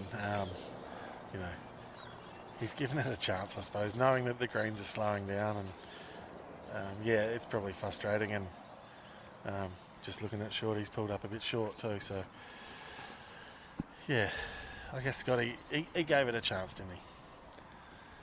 That's it, making a very good correction on this one with brilliant weight.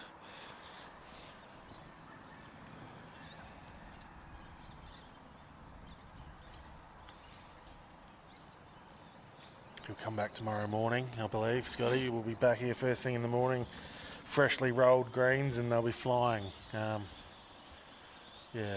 like we keep saying, hats off to the Lockleys Bowling Club this week and to their greenskeepers. Yeah, they've done an outstanding job presenting 3 greens, A, B and C greens. So yeah, I know there's been a few comments about D green in the background this week, but obviously that one's no longer in use, but the 3 that are, A, B and C, absolutely fantastic. So hats off to the club here.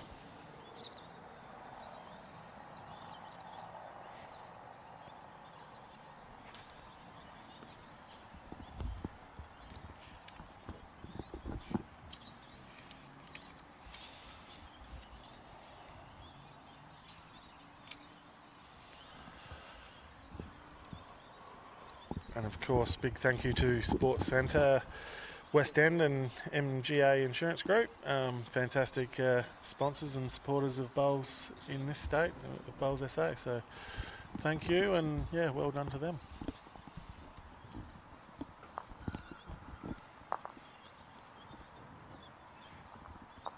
Both Voigt and Pederson just pulling up a little bit short there.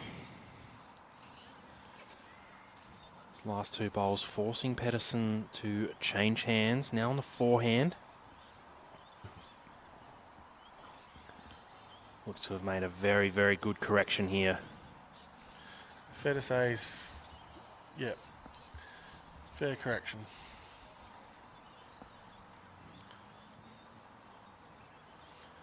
Like I said, I don't get caught watching the monitor, and I'm a bit blocked by the way the bowls are going. But yeah, just watching the blokes' reactions when they let go of bowls, and I was pretty confident that Pedo thought he was pretty close with that one. He got nice and close over here to the boundary and to our desk, and yeah. It's always normally a sign, actually, of for all the streams that we've done. Once you get the commentary desk at this side, they don't mind coming over and just letting you know about it. Although on this occasion, Pedo didn't. He just walked past. That's right. Yeah.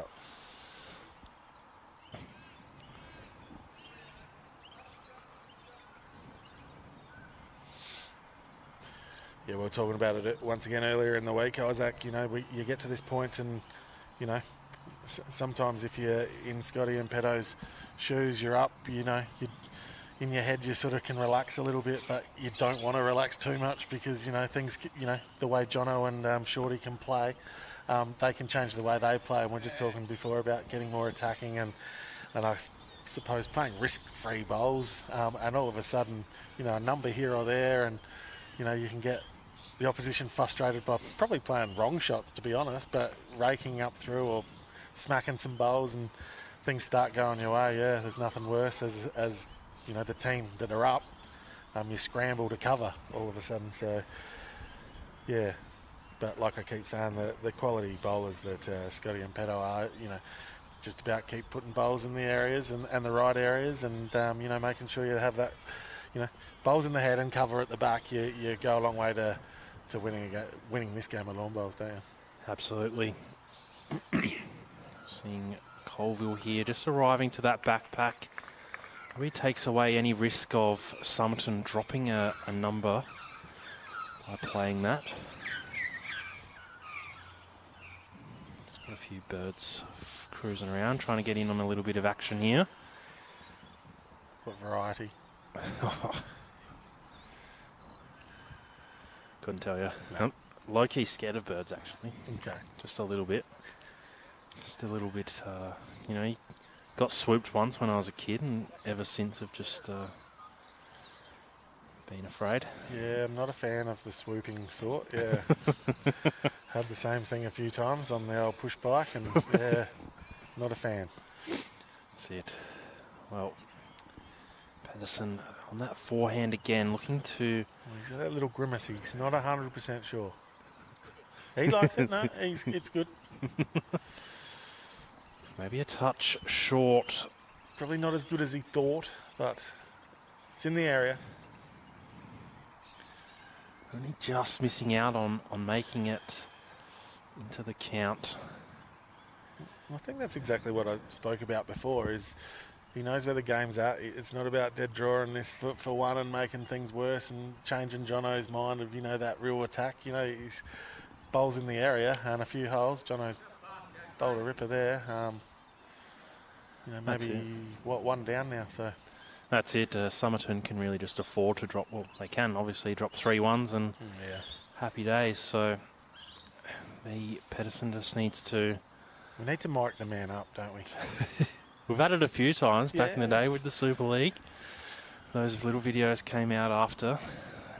That was a really cool concept, actually. Yeah, that the miking up the boys, and I remember, well, I had a young fella, my lad, was mic'd up, and I couldn't believe how much he was singing during a game of lawn bowls. He was not, and he's not a great singer. I'll give you the strong tip.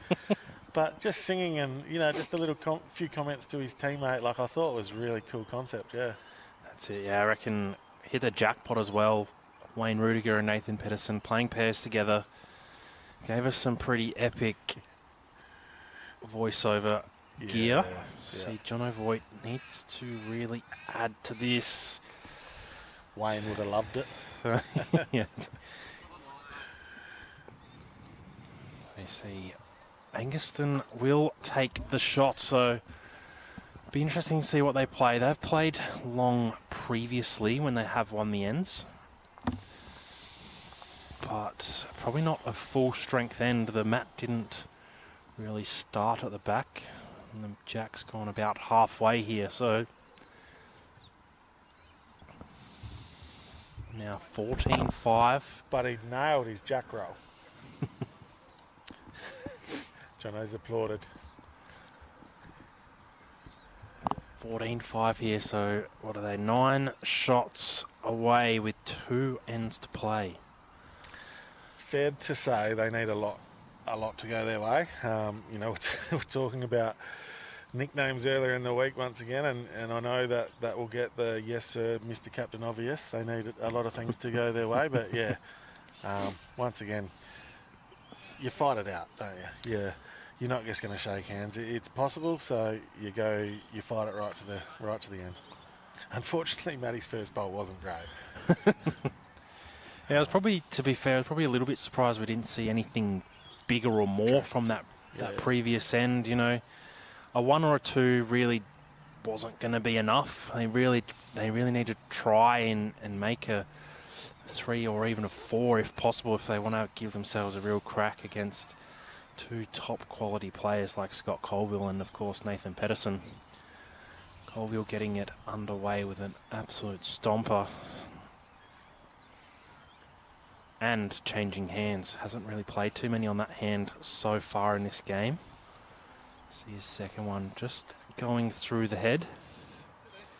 Called it textbook earlier with Andrew Smith, and he said I'm reading the wrong textbook. So no, that's a lie. Didn't he? Said he had read the wrong. He had the wrong textbook. He had 2 on every end. That was the difference.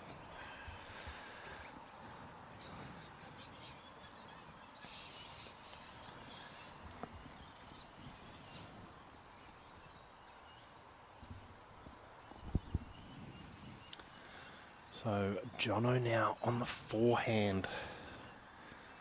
Really needs to get some movement here if he's any chance of saving this game. And he has got the jack. Another West End shot of the day. Absolute perfection there in the end. It's not over. Nah, look, all these blokes are proud blokes, aren't they? So they'd want to finish off the best way they can, and you know, Jono's definitely going down with his head held high. That's it. Pederson just floating one out to the side there.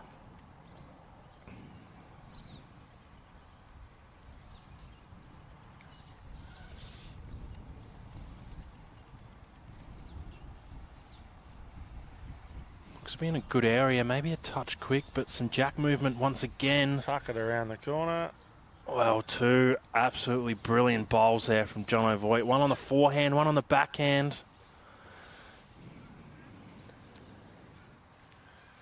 Nah, 2 crackers there, wasn't it? That's it. Pederson just looking to... I think I saw him just give himself a high five and say, great leading. No, he didn't. That's it. But look, the boys are having fun.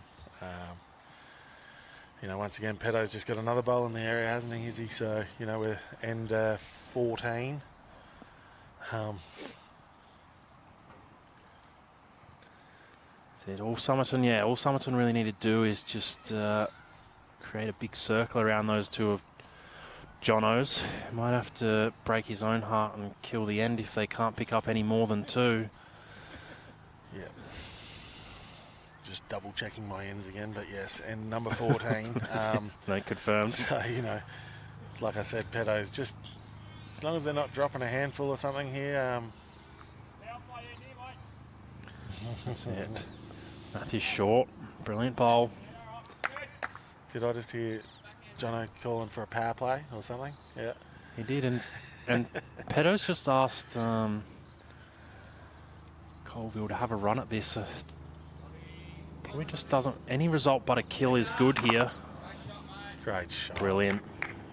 That's what we were talking about before, you know, this format of 2-2-2-2. Like, Scotty's obviously led for Pedo for 5 years, I think it was suggested, and, you know, but also for Pedo to have full faith and confidence in him to stand up and, you know, hit that sort of runner is fantastic. That's it. All the pressure now on Angaston to pick up more than a 2. Keep their dreams of this men's champion of champion pairs clash alive. Speed was really good there.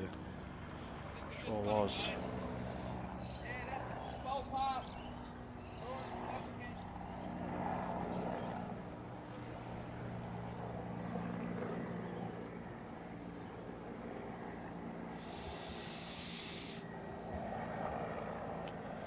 Colville on the backhand after a drive.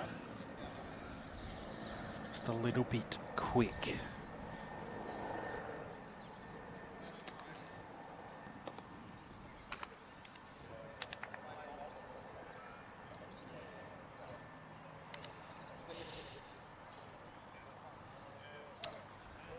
Almost funny how it happens. It almost get a better picture at night time or in the dark than we were getting during the day, which is pretty cool to see. Is that with the sunnies on or sunnies off? Well, it's a good question. I think, well, once the sunnies went off a Pedo, he come good, hadn't he? Yeah, So Pedo might be the same sort of thing. Maybe the pitch is a bit clearer. That's it. Seeing Voigt here from Jono, looking to kill the end, which I think is really his only option. Just missing wide. Perhaps I've heard that before too, like Pedo does go better once the sun goes down. Not sure if they were talking about lawn bowls, but yeah. Well, here he is on the backhand. He doesn't look too far away at all. Will it turn enough? Probably just ran out of speed. We didn't quite catch it there. We'll see now another attempt to kill the end. Well, this is it, isn't it? And Jono Voigt does exactly that. Yeah, I was going to say, like he misses that, it's all over. It is, absolutely. So, Jack now out of bounds. All the balls will come down and they will play another, well, 2 ends.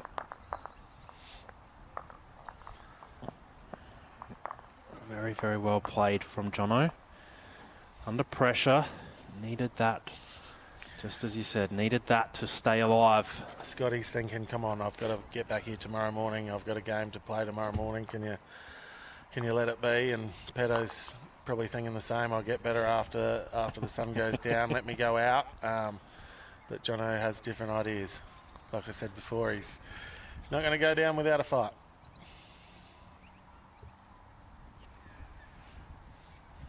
That's it. So Matthew Short getting us underway for attempt number 2 at N14.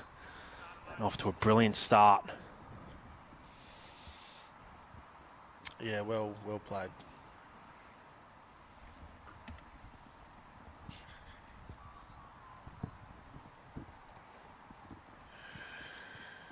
Got the West End blanket in the commentary box now.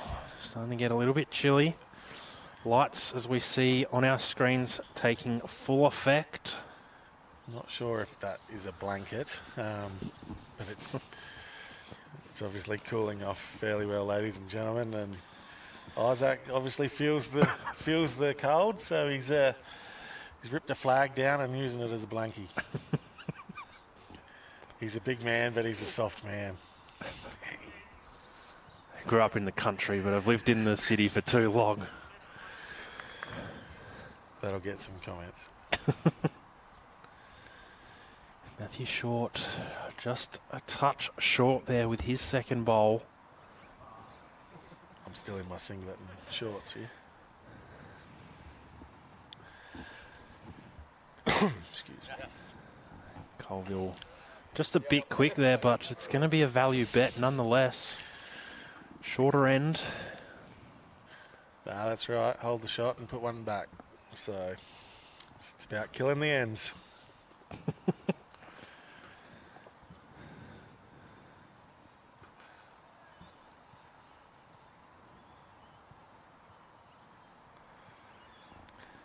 Beto doing a few stretches, feeling the back. I don't think he's done all the work just quietly. But no, it's obviously he's had obviously a couple of weeks off from penance, and I'm not sure whether he'd picked up a bowl or two. Oh, well, obviously, yeah. Sorry, I do know that he played Adelaide Masters Easter time, so yeah. But I guess they're pretty long days, I suppose, the last couple of days, playing pairs up and down the green, and yeah. Yeah, I think I normally clear about 11,500, 12,000 steps when we play 3 games of pairs, so can only assume Pederson, all these boys would be up around that same sort of number. Probably maybe just a few extra. They are chasing quite a few. So we see Jono now just putting one behind that. If only they could dislodge that bowl of Scott Colville, they'll be right in amongst this game, but it's really nestled into that group of 3 bowls. Pederson may be going for another value bet just at the back.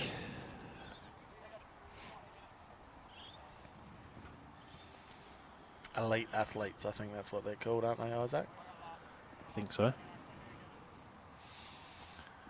No, it is a funny one. You often hear a lot of people talk to you about lawn bowls, and it's just walking up and down. But it does take its toll over. It is a big day.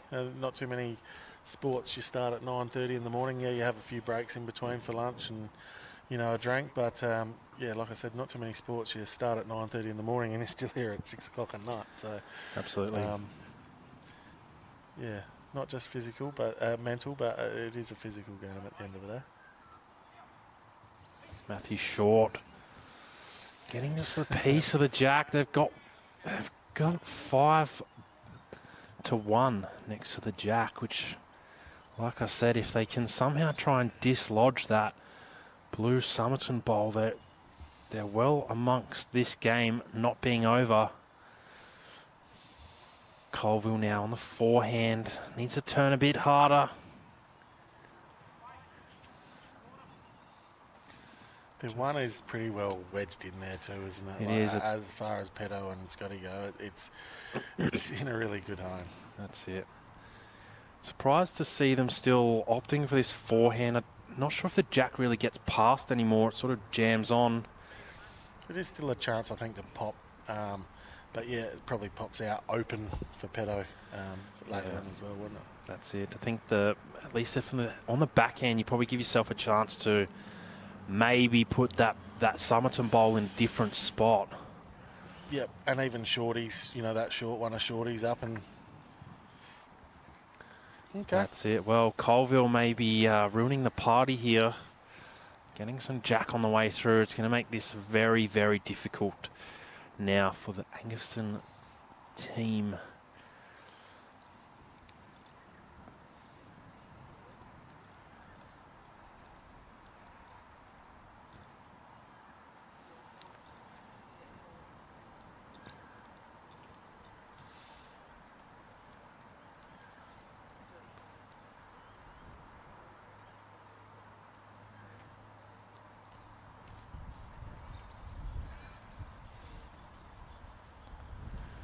Jono Voigt on the forehand.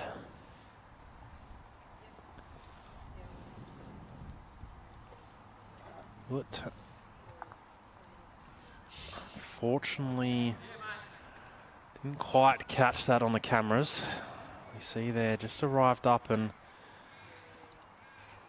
sitting just outside of that blue bowl.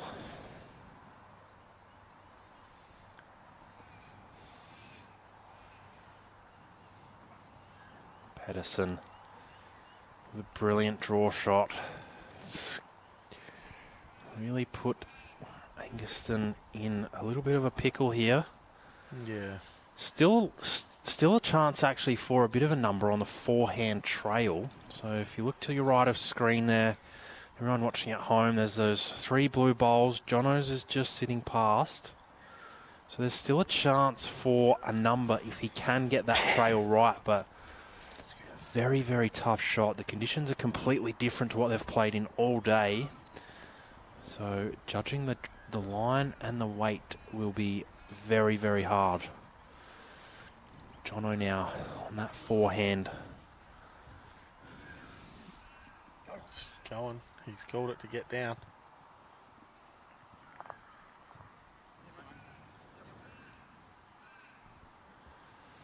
Well, Angerson must be holding at least one shot. Pederson wouldn't have to play this otherwise. It is obviously 9 shots overall, so Pederson just needs to draw the shot here and we will shake hands.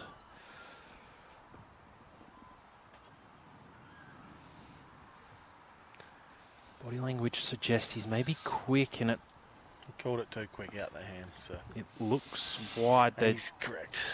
They're shaking hands anyway, so probably didn't even really need to play it, but oh no. They did shake hands. I definitely didn't dream that.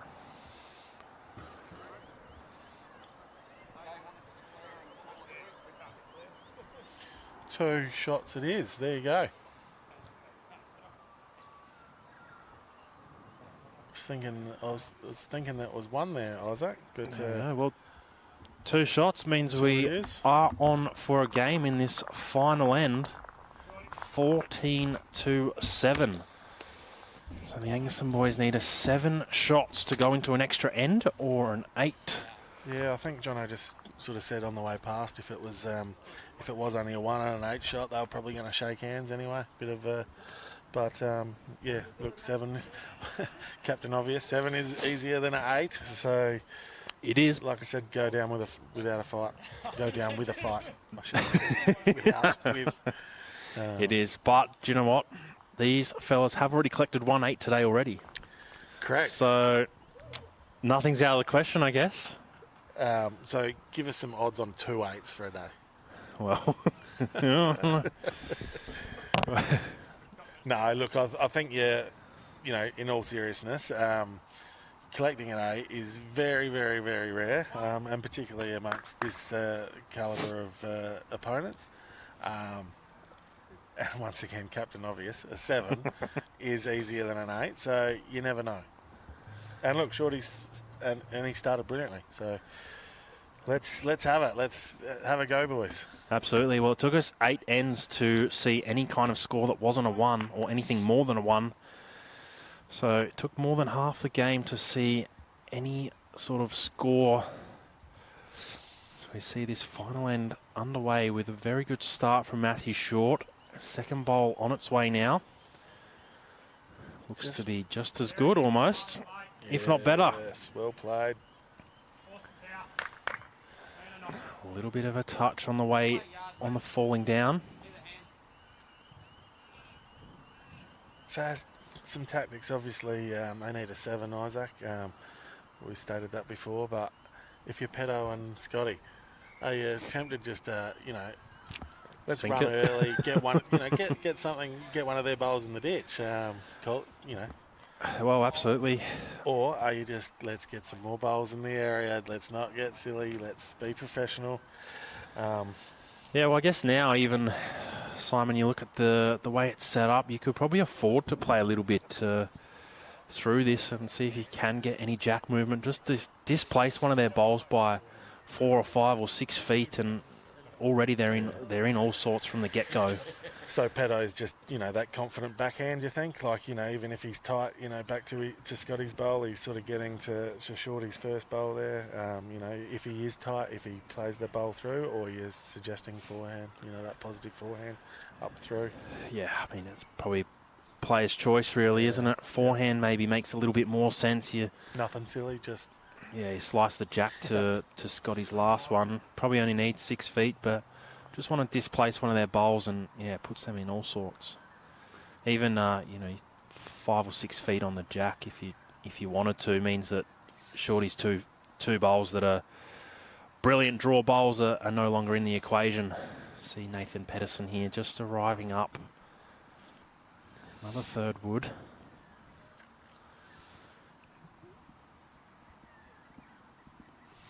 Yeah, Pedo's probably just looking to add a foot or two, isn't he? Like if he's, and tighten it up a little bit. If he slips past, he slips past. He's in a pretty good home. He splits here we go. Scotty's already called it there. He wants one at the back, just to split it up, I suppose. That's it. Probably a good call as well in the end, really. And Pedo says, no, I'm going Jack. Which he's not too far away from at all. He needs to hold on. He's just under. He's played that, I think, that really positive, good weight. He gets Jack there. It's probably game over, isn't it, with having 2 bowls short. That's it. More or less just what we just spoke about as well, Simon. If he did get that bowl in the centre, puts Angerson right in the back foot. They've probably got to kill it from the get-go. But we see Matthew Short currently the Angerson boys holding 2, and Shorty on the mat. On the backhand, a little bit of jack movement here is huge. He's given it a chance, so tick. I think he's passed. That's it. Well, there you go. The pocket's starting to build here. And did you hear a little bit of banter? I hope you could hear that in the background. I'm not sure who it was, but someone called out keeping the dream alive. So, once again, it's just about having bowls passed and having options, I suppose. And the options are open still. That's it. Colville wasn't happy with the bowl he picked up. He had to pick up a different one. It's a little superstitious thing, maybe. Or a tight one, a wide one. Maybe. I know people that do I'm the same. I'm the same. One of my bowls has a bigger white blotch in it, so I always bowl that one first. I'll tell you what, have a look here. Is this game over? Oh, I tell you what, he's played it pretty well. It's got to go close, but they've probably, that jack high one where Jono was just sort of pointing his foot towards, they displaced that, and they probably go close to holding 4 or 5 shots. So wow.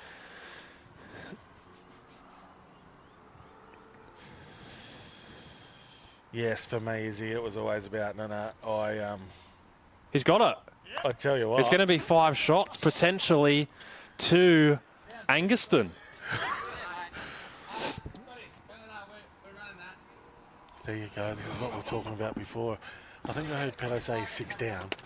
I'm not cold anymore. And he's saying, "Come on, we're not drawing that. We're running that. You get a bowl out. You can at least have a deep breath and know you're not going to lose the game."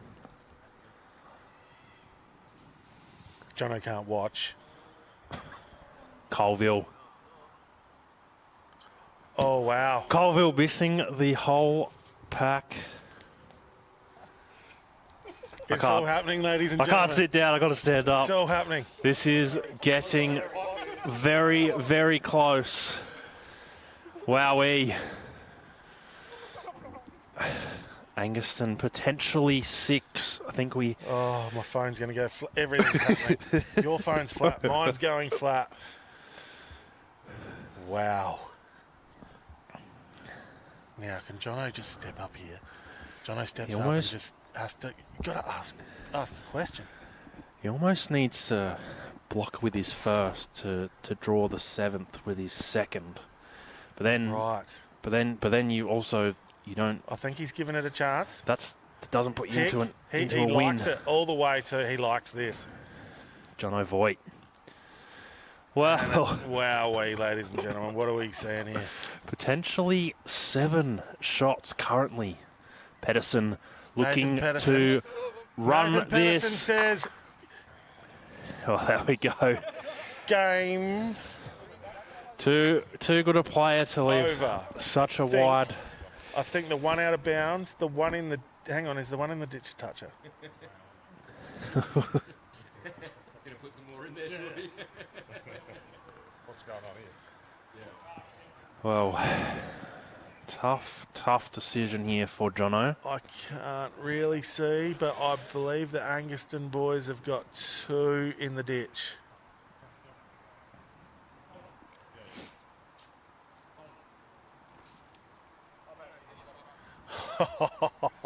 Well, there you go. What do we got? The kill to go now. It's really all that's I mean, they'd be silly not to kill it and give it another crack. I mean, that opportunity doesn't really happen too often, but, I mean, giving it, they nearly had Gabe Wadd, so they may as well give it a crack at trying it again. Voigt now trying to kill. It's all happening. There you go, ladies and gentlemen. But we kept saying this is a funny game of ours, isn't it? And Wowee. you know, we've gone down to the wire again in another absolutely cracking game of lawn bowls. So, yeah, congratulations to Scotty Colville and Nathan Pederson, your 2022-23 champ of champion pairs. Did I get all that out right? You did, mate. It's a very good job. And a great job by Jono and Shorty to get this far. I'm sure that they can hold their heads very high. But, yeah, well done, Izzy. That's it. I think we're going to call it. We're going to call it. We're going to go get inside and get some warmth. But yeah. Thank you, everyone, for tuning into this stream. I hope you've enjoyed both our streams today. That is a cracking game. The score probably didn't quite do it justice. But we, again, thank you for tuning in. Tomorrow we will not have a live stream. We do have the final 16 and final 8 of the state singles. But we will be back on Saturday with 2 brilliant streams, no doubt. State singles men and state singles women final, all coming to you on this Saturday. So if you're in the area, get down to Lockley's Bowling Club. If not, look forward to our brilliant streams. Thank you. Thanks.